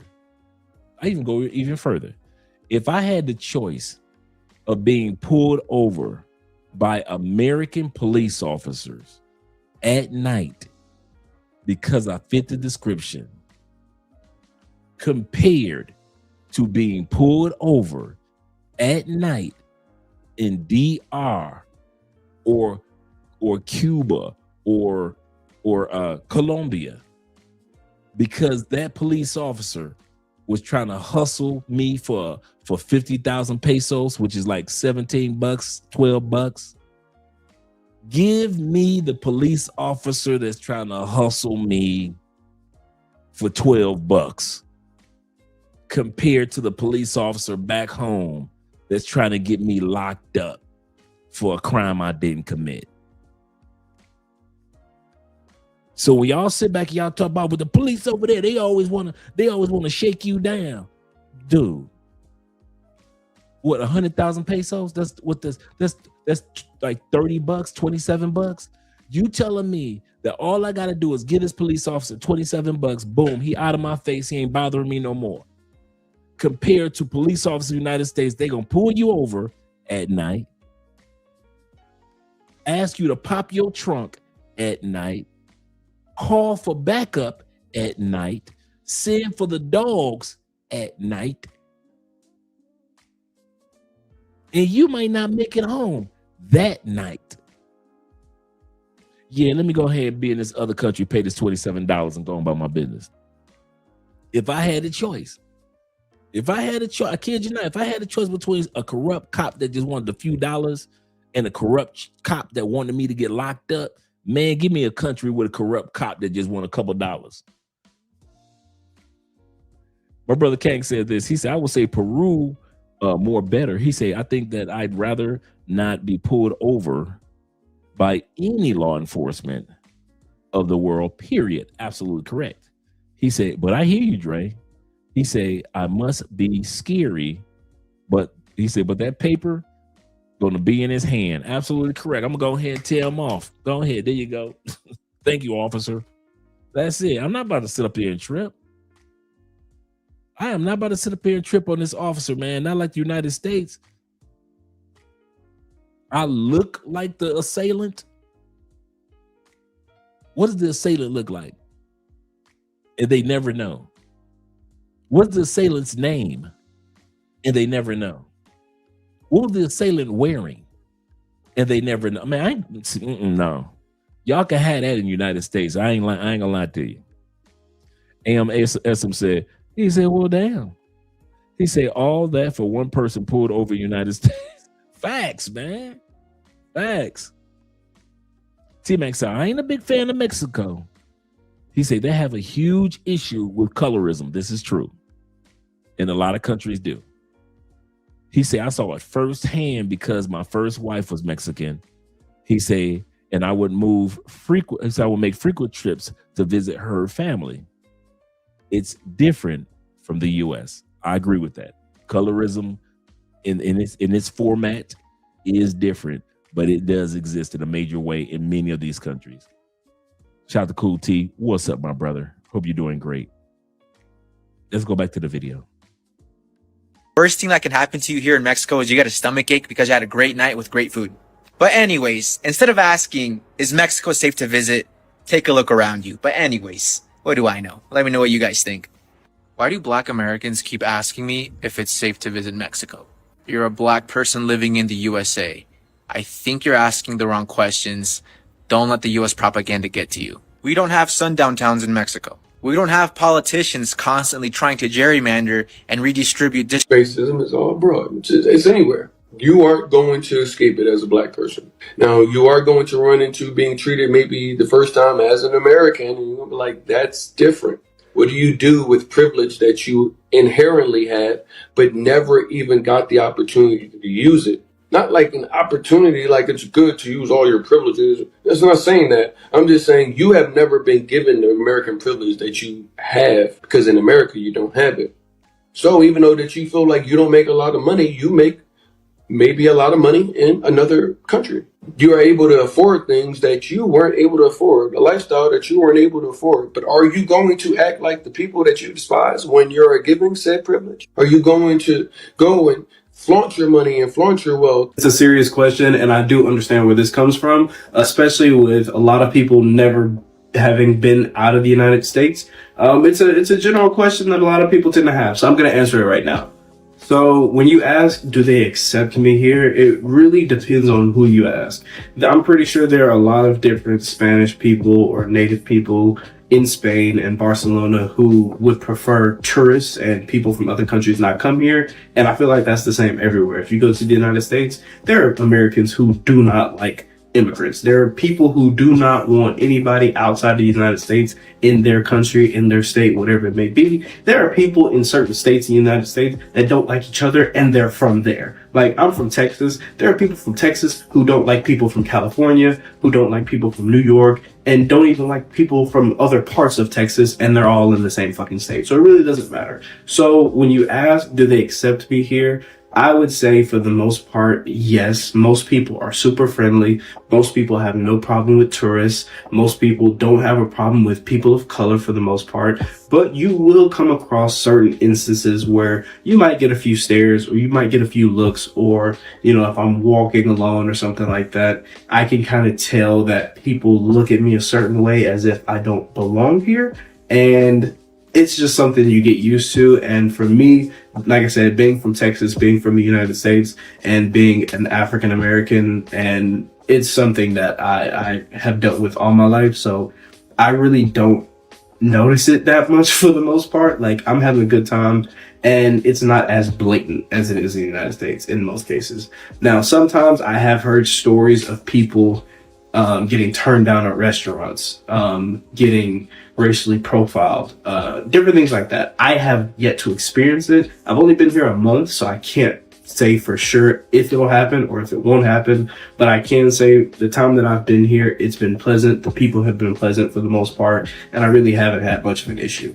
Now, I will point out one fucking thing that will drastically change on how your travel experience is, and that's how you actually integrate yourself into the culture. I'm not one of those fucking Americans that's gonna walk around saying, oh, America's the best place fucking ever, and pretty much trying to bring my American ideas and my American, traditions over here. I'm in Spain. I'm gonna do stuff how they do it in Spain. When they close for 3-4 hours in the middle of the fucking day, I'm not gonna sit here and question it. I'm just gonna say, okay, that's part of the culture here.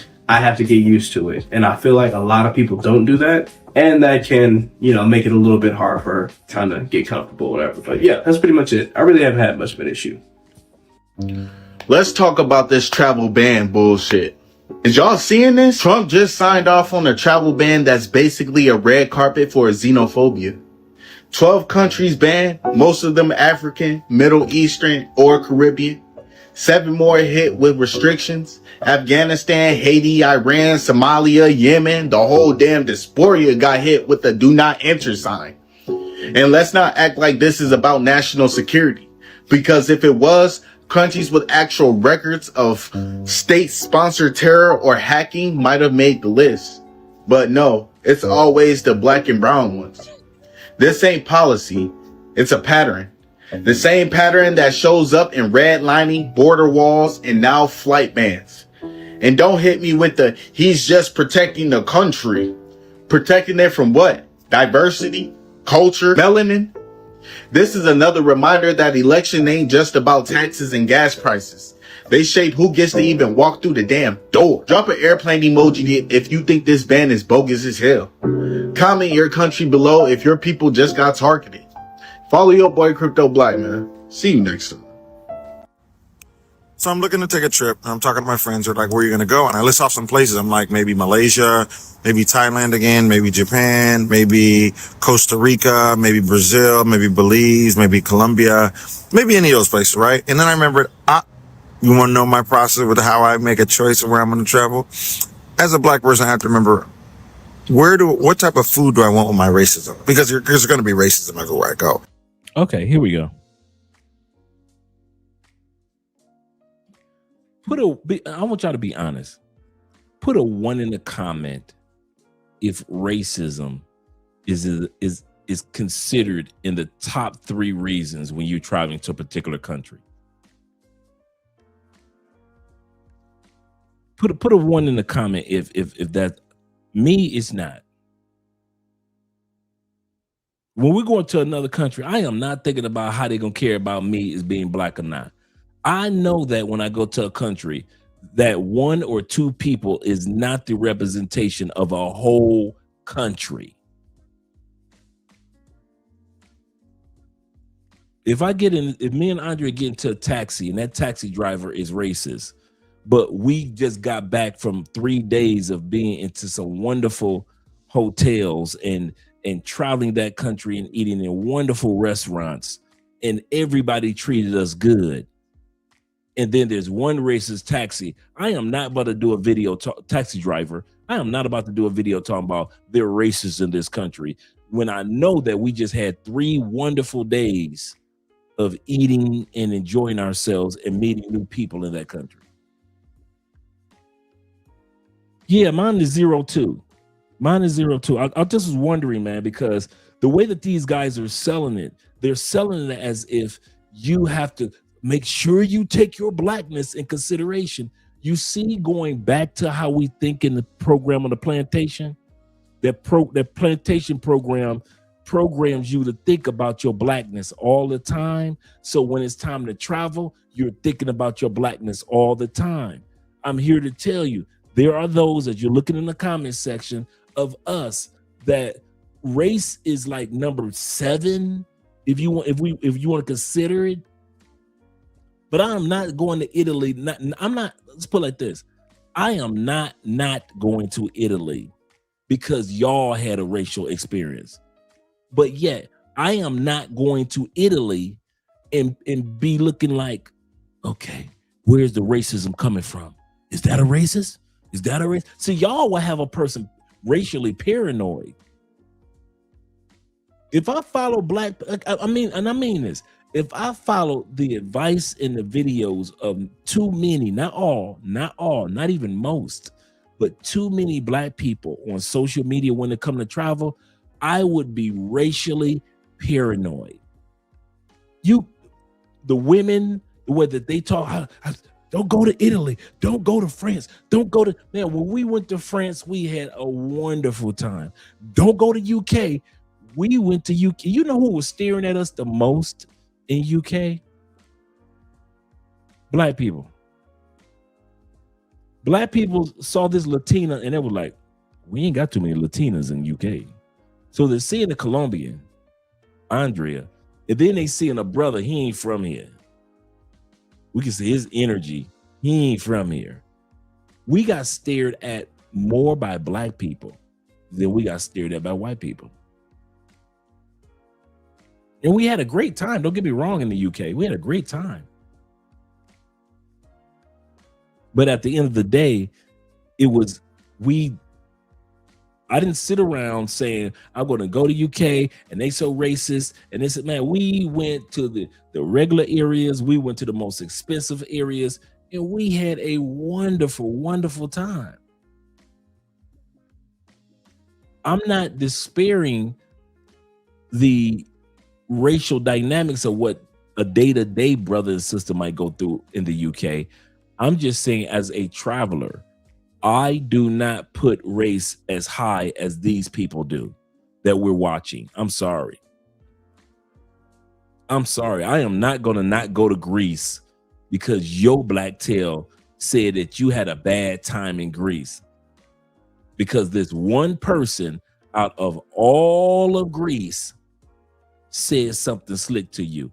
I am not going to go to Costa Rica because you had a video saying that 2 Costa Ricans out of all the millions of Costa Ricans said something slick to you. Did they hit you? No. Did they hang you? No. Did they try to lynch you or nothing like that? No. Did they try to drag you behind a truck? No. Did they try to take any of your family members? No. Well, that ain't racism. Because American racism, your kids gonna come up missing, your wife gonna come up missing, you gonna end up lynched. They can drag you behind a truck. Your son could go hanging out with all white boys and never make it back home. That's American racism. American racism is you ain't. If y'all, I'm gonna say this. As an American, if y'all are sensitive enough to be hurt by little snide remarks, don't travel. Because the hell that we have been through for 400 years, if the worst that an Italian can do is a snide remark, man, please, I'll be yawning by the time he get done with his little racist statement.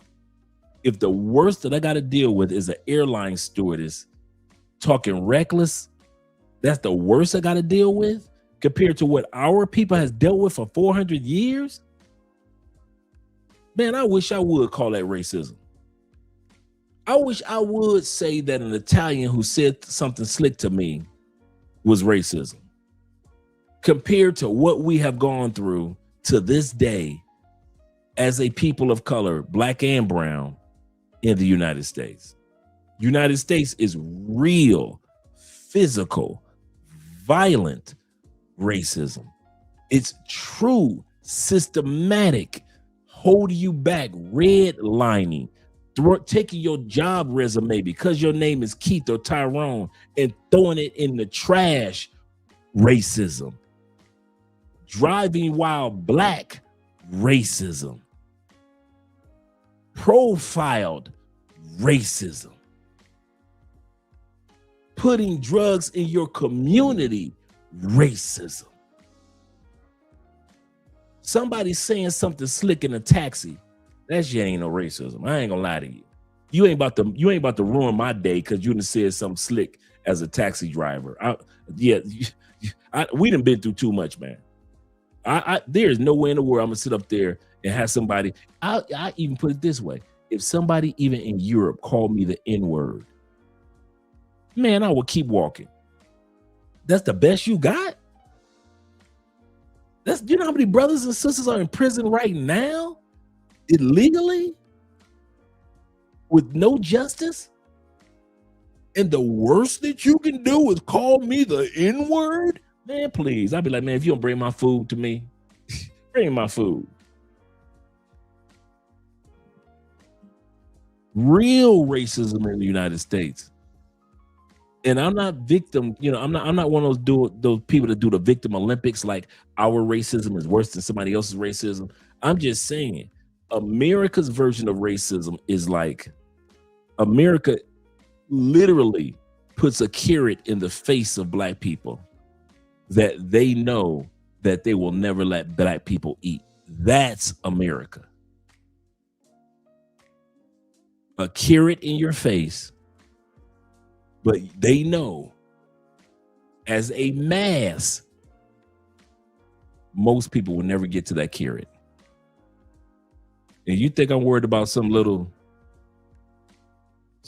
dude in Colombia that pulls me over as a police officer and tries to shake me down for 50,000 pesos? $13? Man, please, that ain't no racism. He said, Andre, on American racism is racism with all the sides and trimmings and the gravy. Absolutely correct. He said, world racism is light work, But he said, I wouldn't want the world to pick up the tips from America. He said, no. He said, I travel too much for that. Absolutely correct. And Franklin said, no. He said, I don't think about that. I don't sit back and think about it like, man, I ain't going to that country. I heard, nah, man, I'm going. I'm going. I heard all type of stuff about Spain. I ain't experienced none of that. I heard all type of stuff about France. I ain't experienced none of that. None of it. The most I got stared at is, I know, right? Right, salary. The most that I've gotten in other countries was kind of some countries I got stared at because they could tell I was American compared to the Africans that were coming into that country. Other than that, no. He said, that reminds me. He said, I got family in the UK I haven't seen in years, Dre. Thanks. Yes, sir. Yes, sir. Let's go back to the video. I'm not going to stop traveling. Maybe any of those places, right? And then I remembered, you want to know my process with how I make a choice of where I'm going to travel? As a black person, I have to remember, what type of food do I want with my racism? Because there's going to be racism everywhere I go. And I'm not going to stop traveling because what the fuck? I deserve to travel. I deserve to see the world. And I'm blessed and fortunate to. So, yeah, I'm going to go there. I just need to keep in mind, I remember, what type of racism do I want with my food? I want to say this before I let him continue on. I'm going to shut up real quick. The Bible says, as a man thinketh, so it is. As a woman thinketh, so it is. If you think that you're going to have some racism with your meal, the Bible says you're right. If you think that you're not going to have any racism with your meal, the Bible says that you're right. A lot of times we pre-game ourselves before we even got on a plane to expect somebody to do some racial stuff because we expected it in our own country. Don't do that, gentlemen. Don't pre-game your racism. Let's check out the video because that's what this guy is doing. So the next time you see somebody black traveling, you're like, oh, how did you decide on where you wanted to go? People suggest Italy and Greece and all types of other amazing countries, but I don't love their food enough to be dealing with their racism. You know what I mean? And I've been to Italy. Been to Greece too. He said, and I quote, "We do not allow your kind here." I am learning so much from this discussion. I know in theory that American blacks get treated abroad better than blacks from other countries around the world. So while I've been blessed to not have personally experienced any like overt racism while traveling internationally, I totally know that it is the privilege of the fact that I have a blue passport. So my question is, my Caribbean, my African, really my black brothers and sisters across the world, where are y'all treated well? Because I know that as Americans, we have a step up. We have additional privilege with that blue passport. Where are y'all going where you're not experiencing racism? Because that's where I want to give my dollars. I don't want to be going somewhere that's treating my brothers and sisters bad, even if they aren't doing it to me. If you're black and you grew up in the U.S., you need to travel. And so if you look at history, you look at Miles Davis, you look at Jimi Hendrix, you look at Malcolm X, you look at what happens when black people leave. We start to realize that the world is different. The one we grew up in, it's if I ever see any of y'all at the Black Manosphere Conclave with 2 eyebrows pierced, do not walk up on me. If we are at the Black Manosphere Conclave and I see a grown man with 2 eyebrows pierced, don't walk up on me talking about some love crossing borders. Just keep walking past me like you ain't never seen me before. No, I'm not shaking your hand. No, ain't gonna be no photo shoot. No, we're not gonna do lunch. Don't ask me about no cigars. Don't ask me about no brandy, no whiskey, no scotch. No. A grown adult man looked like he in his 30s with 2 eyebrow piercings and wondering why he might not be getting quality. See, this is the type of dudes that women be complaining about, not us guys. Dudes that look like this. I can't hear a word he says. A word he says because I'm looking at his eyebrow. Theo says, he said, eyebrow piercings are not allowed at the conclave. Chewbacca does not approve. Absolutely correct, brother. I'm just saying, Will. Dude, no, I'm serious. That's the craziest thing, man. Like Nubian says this. He said, whenever I'm outside North America, people have always been welcoming, to the point that I think that they are up to no good because they are so nice. Yeah, I never have any issues, man. I mean, I know people that do, but I'm not about to sit up here and claim their issues. Shout out to Aiken in the building. Yeah, man. Don't walk up to me with them piercings. Painted. Like when I left, I got to feel what it was like to be human. Just human. Not a reminder of my skin color. I mean, people, it was like the first time I received some love. And that's why I said, man, go out and get you some love. And not a resort. Don't go to a resort. Don't go to some place where, you know, it's like, oh, people, like, go somewhere you haven't heard of. Go somewhere like, I don't know, Vietnam, Thailand, Mexico, China. I mean, anywhere. Just go and see how it is interacting with people. Black Americans who travel overseas, this message is specifically to you.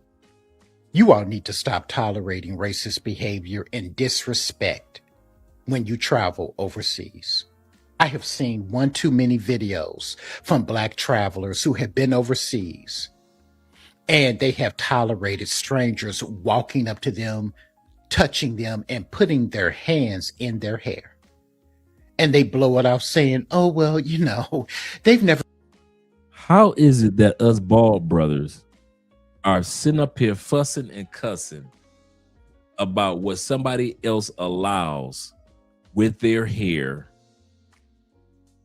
when we as bald brothers don't have any hair?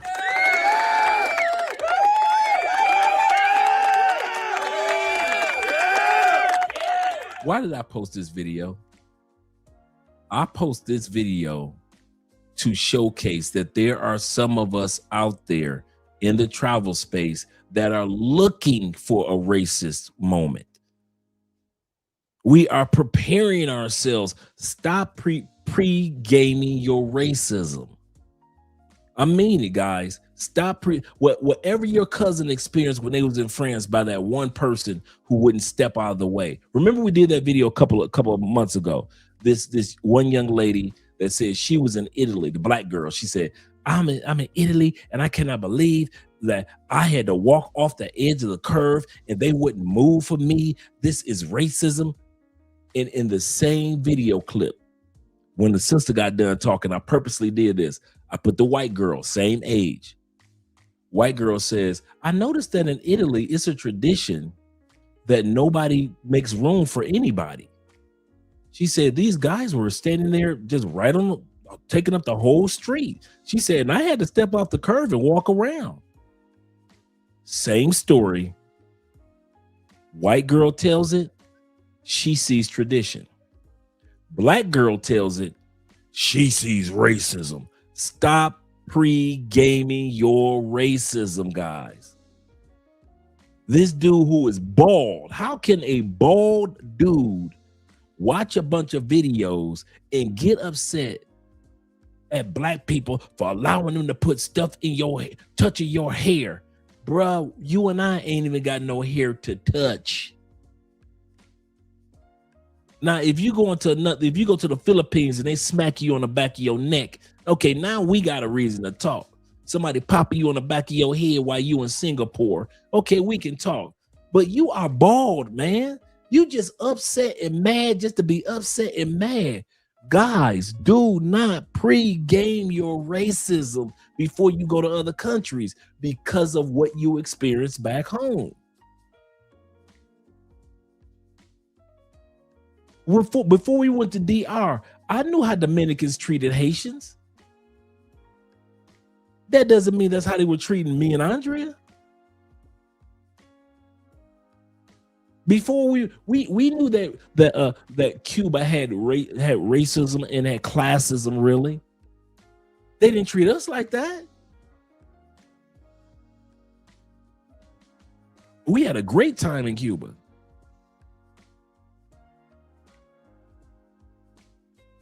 It's the craziest thing, man. Sometimes we just be looking for a reason that before we get on the plane to be ready to have our race card to pull out of our pocket, bam, and slam it on the table. In Italy, this is racist. Just drop it on the table in Portugal, bam, this is racist. And let's say that one or two people were racist. Let's say that they really were. Blatant, wasn't hidden. That does not mean all of Portugal is racist, just like it does not mean if you have a racist experience in the United States that the whole country of the United States is racist. The whole country of the United States is not racist. Bigoted, we have our little biasness. We prejudge things. Yes, we're prejudiced, but most Americans are not waiting. We ain't got enough time and ain't got enough money to be waiting around for that magic moment where we could be racist. Most white women are not Karens. And most white men are not the female version of Karen, the Chads, the Todds. So yeah, don't pre-grade. Yeah, don't put. Yeah, Leo says this. Leo says those demons know what know what it takes to get you to jump out of your skin. Certain black folks fall for it. And that's a good point. Certain people know the trigger words to get black people to fall for it. And they think if they use the trigger word on trigger words on every black people, all of us are going to respond the same way. And that's not necessarily true. Zeta says this. Shout out to Zeta in the building. He said, well, Dre, he said, that's the program of majority of Americans. It was ingrained in us living in the U.S. And I agree with that. Same thing with me. It took me years of traveling to different countries and being out of the United States to realize that every single person, I gotta brace myself when I go to a country. No, I'm not about to sit up here and brace myself. You got a bald dude with no hair trying to talk about people with hair. Zeta says this also. Shout out to Zeta with the $2 love. He said, Dre, my guy, hola. He said, salute to you and in the chat. Yes, sir. Yes, sir. Let me make sure I didn't miss anybody either. Okay, we got everybody. Let's go back to the video with the bald brother. With the bald brother. Two bald brothers. China, I mean, anywhere. Just go and see how it is interacting with people. Black Americans who travel overseas, this message is specifically to you. You all need to stop tolerating racist behavior and disrespect when you travel overseas. I have seen one too many videos from Black travelers who have been overseas, and they have tolerated strangers walking up to them, touching them, and putting their hands in their hair. And they blow it off saying, oh, well, they've never seen a Black person before, and they're just curious. We live in the 21st century. People from all races and ethnicities have been traveling all over for generations now. And now we have the internet. That is not an excuse, and you all need to stop tolerating that kind of disrespect. And the reason that people all over feel that they can do that to we Black Americans is because of all of the anti-Blackness that this country has exported all over the world, to the point where we have been so dehumanized that people think that we are not deserving of the same respect and human dignity that everyone else is deserving of. I have never felt anything that he's talking about. I do not know what this crazy dude talking about. I posted him on purpose to let you guys know there's some crazy brothers and sisters out there. Dr. Umar ain't the only crazy one. I'm going to tell you that now. They have put out there anti-Blackness around the world. So when you go to other countries, the other parts of the world, their curiosity is actually anti-Blackness to you. That's why they touch you, because they have been programmed by America to treat you like a thing. Bruh, what?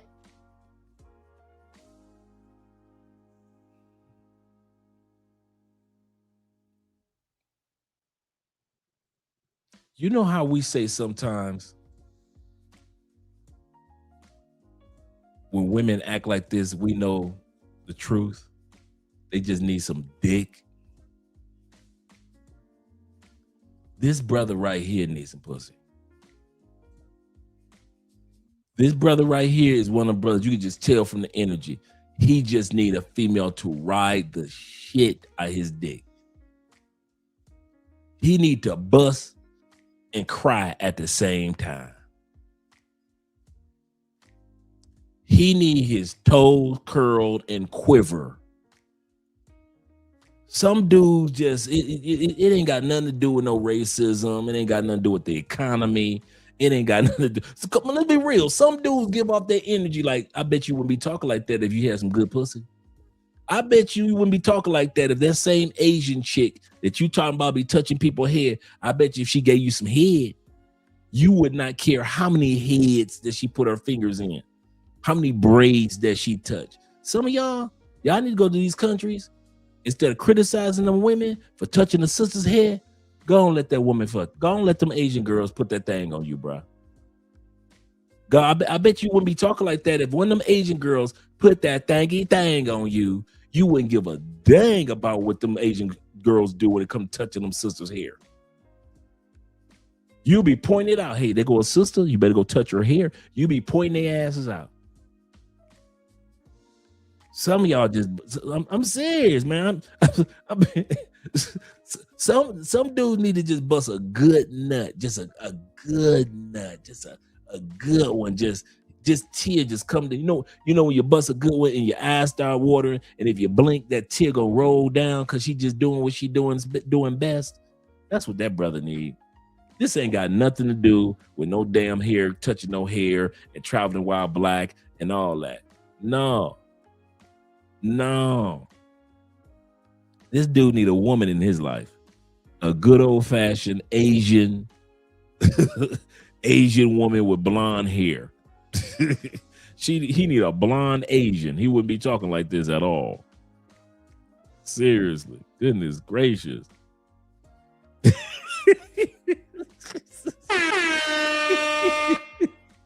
Oh, yeah, he do, man. I'm for real with it, for real. I mean, I'm like, wait a minute. I'm picking up on that type of energy, like, y'all letting them touch y'all hair. Man, what do you care? You ain't even got no hair. Shout out to DJ. He said Asian chick's gonna turn seriously. And all this little measly conversation would have never been had if he let an Asian chick put it on him. Slim says this. He said, one thick Cambodian woman. Yup. Sexual seduction. Playing in the background. Facts. Facts. He said that brother would faint. Absolutely correct, man. Well, none of this conversation would happen if he was getting beat down real good by the same Asian chicks that are touching them sisters' hair. Nobody want to be hearing that BS that he talking. IMF is in the building. He said, let's be honest, Dre. He said that dude only wants power bottom T. Hey, Hey, IMF. I tried to give him the benefit of the doubt. I tried to slide through, try to make it seem like a female. Yeah. Yeah, he looked like he just need to go to one good Diddy party. I ain't gonna lie to you. He comes across like he just missed one Diddy. He's still mad because he missed the last of the last Diddy parties. If he was at that last Diddy party, he would not have said what he was just saying. He's still mad that they locked Diddy up. Hey, IMF, I tried to let it slide. I thought I was the only one that saw it. I was like, well, maybe if I don't say it, I'll say a female, you know. But he do come across like he was mad because he missed the last. He had tickets, he had plans, he had outfits. He was ready to. He had baby oil in his tuxedo, a white tuxedo. He ready to go into the Diddy party. And Diddy got locked up. He's still mad about that. He's still mad about that. That man still got that baby oil sitting behind him, waiting for Diddy to get out in a couple of years. Waiting for Diddy to get out in a couple of years. He said some of these dudes never grew up in Texas compared to whatever racism they think they dealt with overseas. Absolutely correct. Ain't compared to living in the South. That is so true, brother. DJ say, turn that man into Richie from Harlem Nights for real. Seriously. He ain't coming home no more. That's serious, man. Okay, I thought it was okay. It wasn't just me, IMF. Okay, you saw it too. Yeah, the bathhouse. He's a bathhouse bandit. He's a bathhouse bandit. He's like, one time I was walking out of a bathhouse and I saw this sister get her hair touched, and life ain't never been the same. He said probably bring his own industrial strength baby oil from the parlor massages. Seriously. He is too serious about it. Like, you're like, man, you're too serious about this, bro, as a bald-headed man. What's going on? Talk to us. Even if they have never seen a black person, some things are universal. They need to ask your permission before they touch you. And this phenomenon, especially in... He does not sound like he talking about sisters, hair. He sound like he talking about his childhood. Let's bring that back. This man sound like he talking about his childhood. They shouldn't have permission to touch it. What did your uncle or your school teacher do to you, man? What did your uncle or your school teacher do to you? Now I'm starting to realize this ain't got nothing to do with international. It ain't got nothing to do with no sisters, no racism, no hairstyles. This man is talking about his childhood. To the point where we have been so dehumanized that people think that we are not deserving of the same respect and human dignity that everyone else is deserving of. Yeah, he talking about his childhood. Even if they have never seen a black person, some things are universal. They need to ask your permission before they touch you.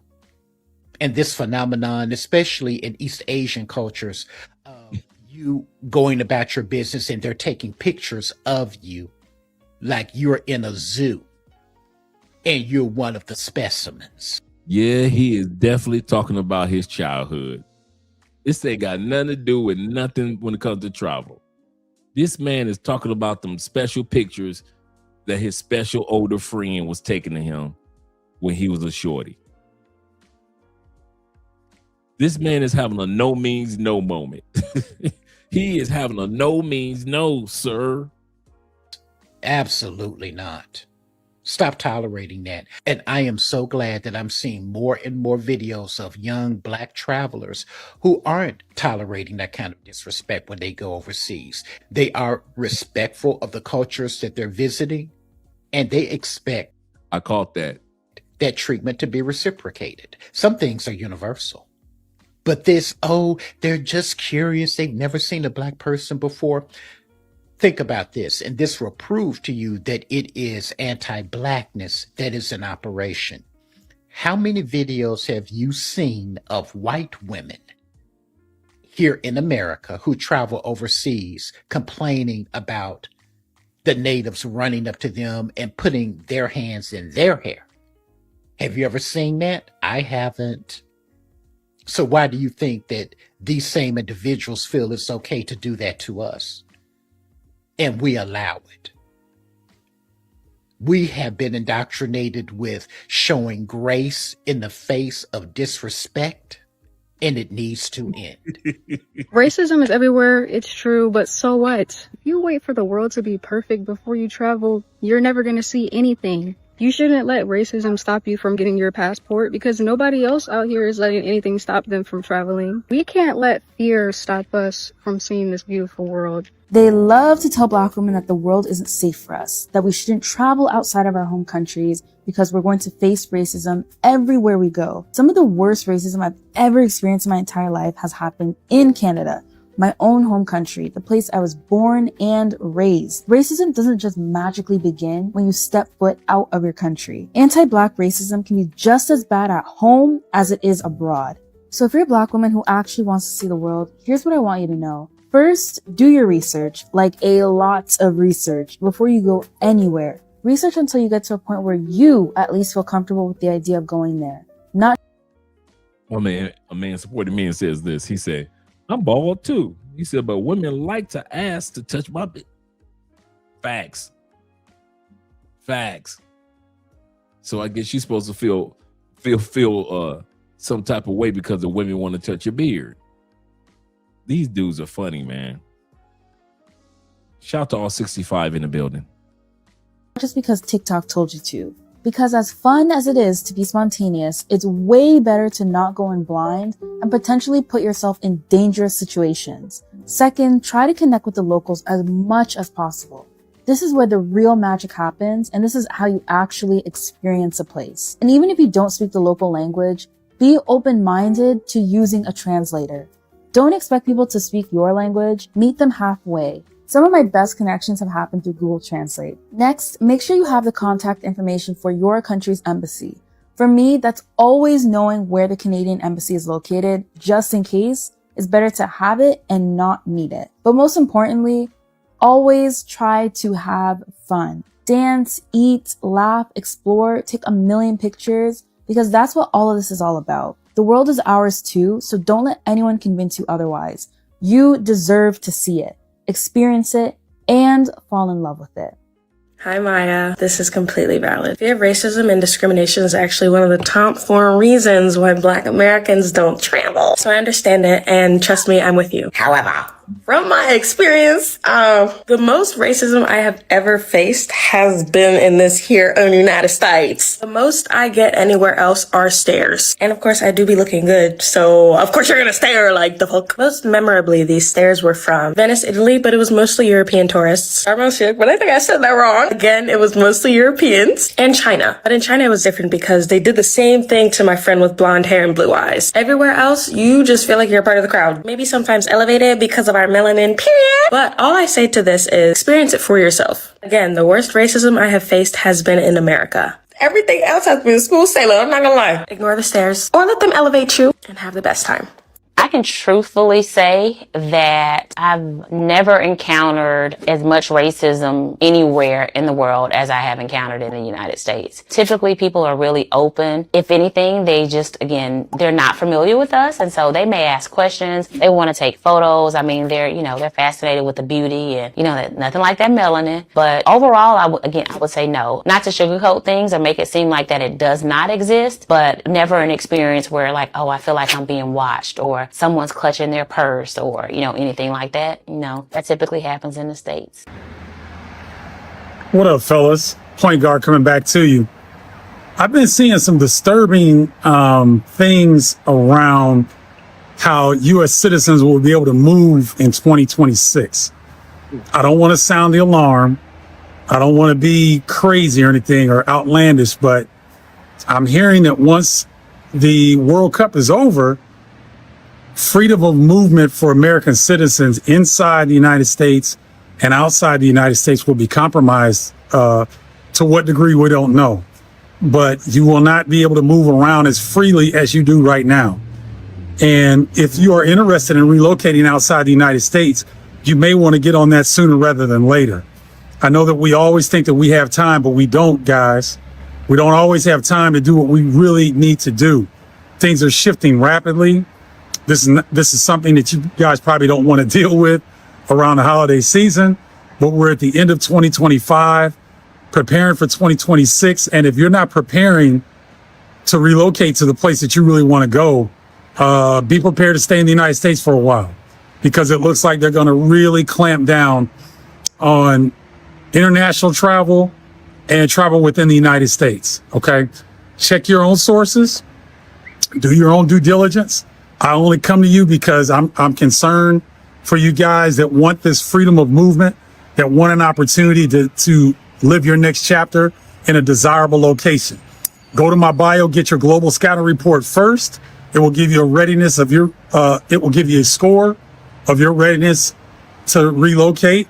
Second, go find your country in 72 hours. It will help you flush out all the information, help you stop watching a gazillion YouTube videos, and will get you clear on the country that you belong to. Okay. You guys enjoy your Sunday, enjoy your holiday season. And until next time, holla, y'all. Is there racism in Spain? I get this question a lot from my fellow Black friends, and I'm sure there are plenty of Black people that are wondering whether or not they will experience racism if they come to Spain. Well, I'm gonna let you guys in on a little secret. The entire world is racist, babe. I have lived and traveled to quite a few countries, and yes, there are places where I feel completely comfortable, and there are places where I have experienced prejudice. But here's the thing. I am so confident in who I am that I know that I can live anywhere and thrive. Not survive, thrive. I know this may sound harsh, but if your fear of experiencing racism is stopping you from traveling somewhere or moving to a new country, just stay home. I see so many TikToks of Black women and Black people in general saying that they always research the countries that they're going to before they go. I never do that. Ever. Because to me, that comes from a place of fear. And don't get me wrong, I've had racist experiences during my travels, and I've also had them in the US, where I'm from. But I guess I've reached a point where that just doesn't faze me anymore. It's not going to ruin my day or stop me from doing what I love, which is traveling. So my biggest piece of advice is to just stop researching if a country is racist or not before visiting, because that just feeds into fear, and you're always going to find something that confirms it. Racism exists everywhere, and that is just the reality. But at the same time, the world is such a beautiful place, and there are so many kind people in this world. So do not let your fears stop you from booking that trip, moving to a new country, or just living your life in general. Because there are too many amazing places out there in the world that are waiting for you to experience them. One thing I've never understood is people being deterred from visiting a country because someone else has told them they had a racist experience over there. See me, if there's a country I want to go to, if there's some place I want to see, I will be there no matter what. I feel like people just get swayed too easily nowadays, because why would you cross off a dream destination just because someone else had a bad experience over there? And this isn't me undermining racism. I know how it can affect your trip, going to a place where you're feeling like you're unwanted. If that's the case, you usually need to look around you, because look who just swept up all the local elections anyways. Even me, I experienced racism on my first trip out without family. With me and my boy, we went to Italy for the first time, and an officer stopped and searched us for like 20 minutes. It was very, very clear that this guy was racially profiling us, because when he asked us where we were staying at, pointed to the address that was literally opposite us. The officer then took our key to our Airbnb and unlocked it just to prove that we were saying the truth. 99% sure you're not allowed to do that. Would I tell people not to go to Italy just because of that experience? No, I still would recommend it, because it's a very beautiful place and there's so many things to see. At the end of the day, if there's a place you want to go and visit, just go. Like how he put that. I like how he put that.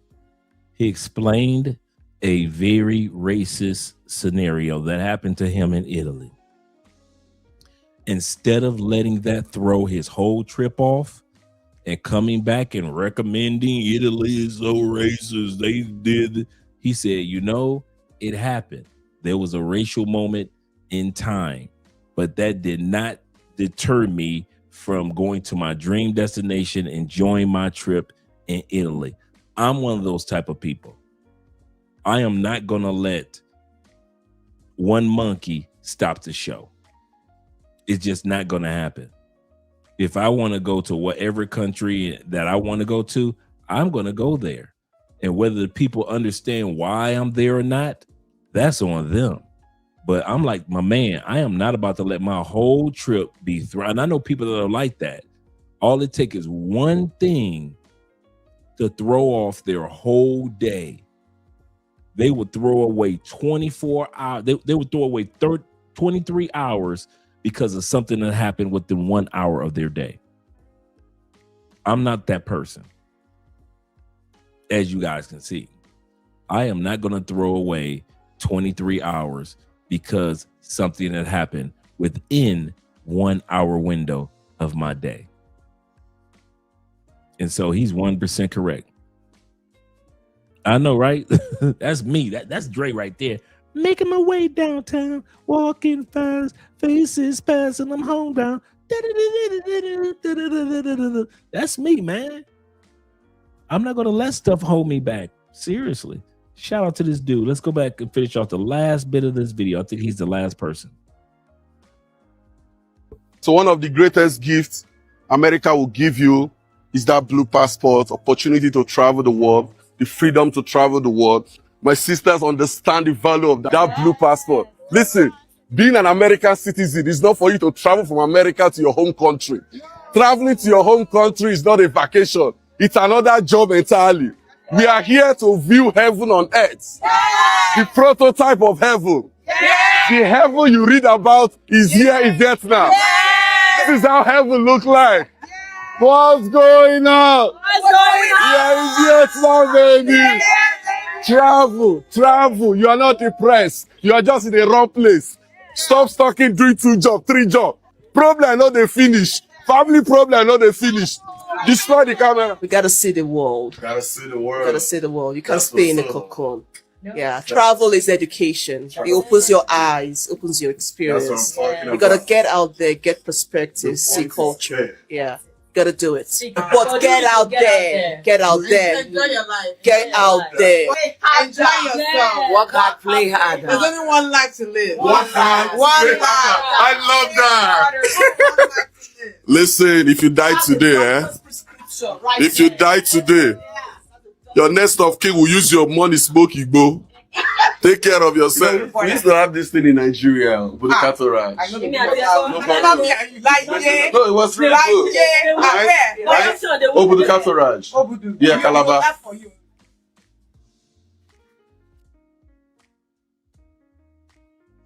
That is beautiful. Now, that's the end of the video for tonight.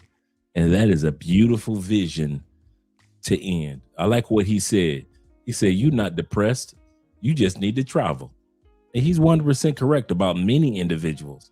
It's amazing. And I'm celebrating the fact that more Black people are starting to get their passports, starting to travel, starting to discover other countries before the end of their days.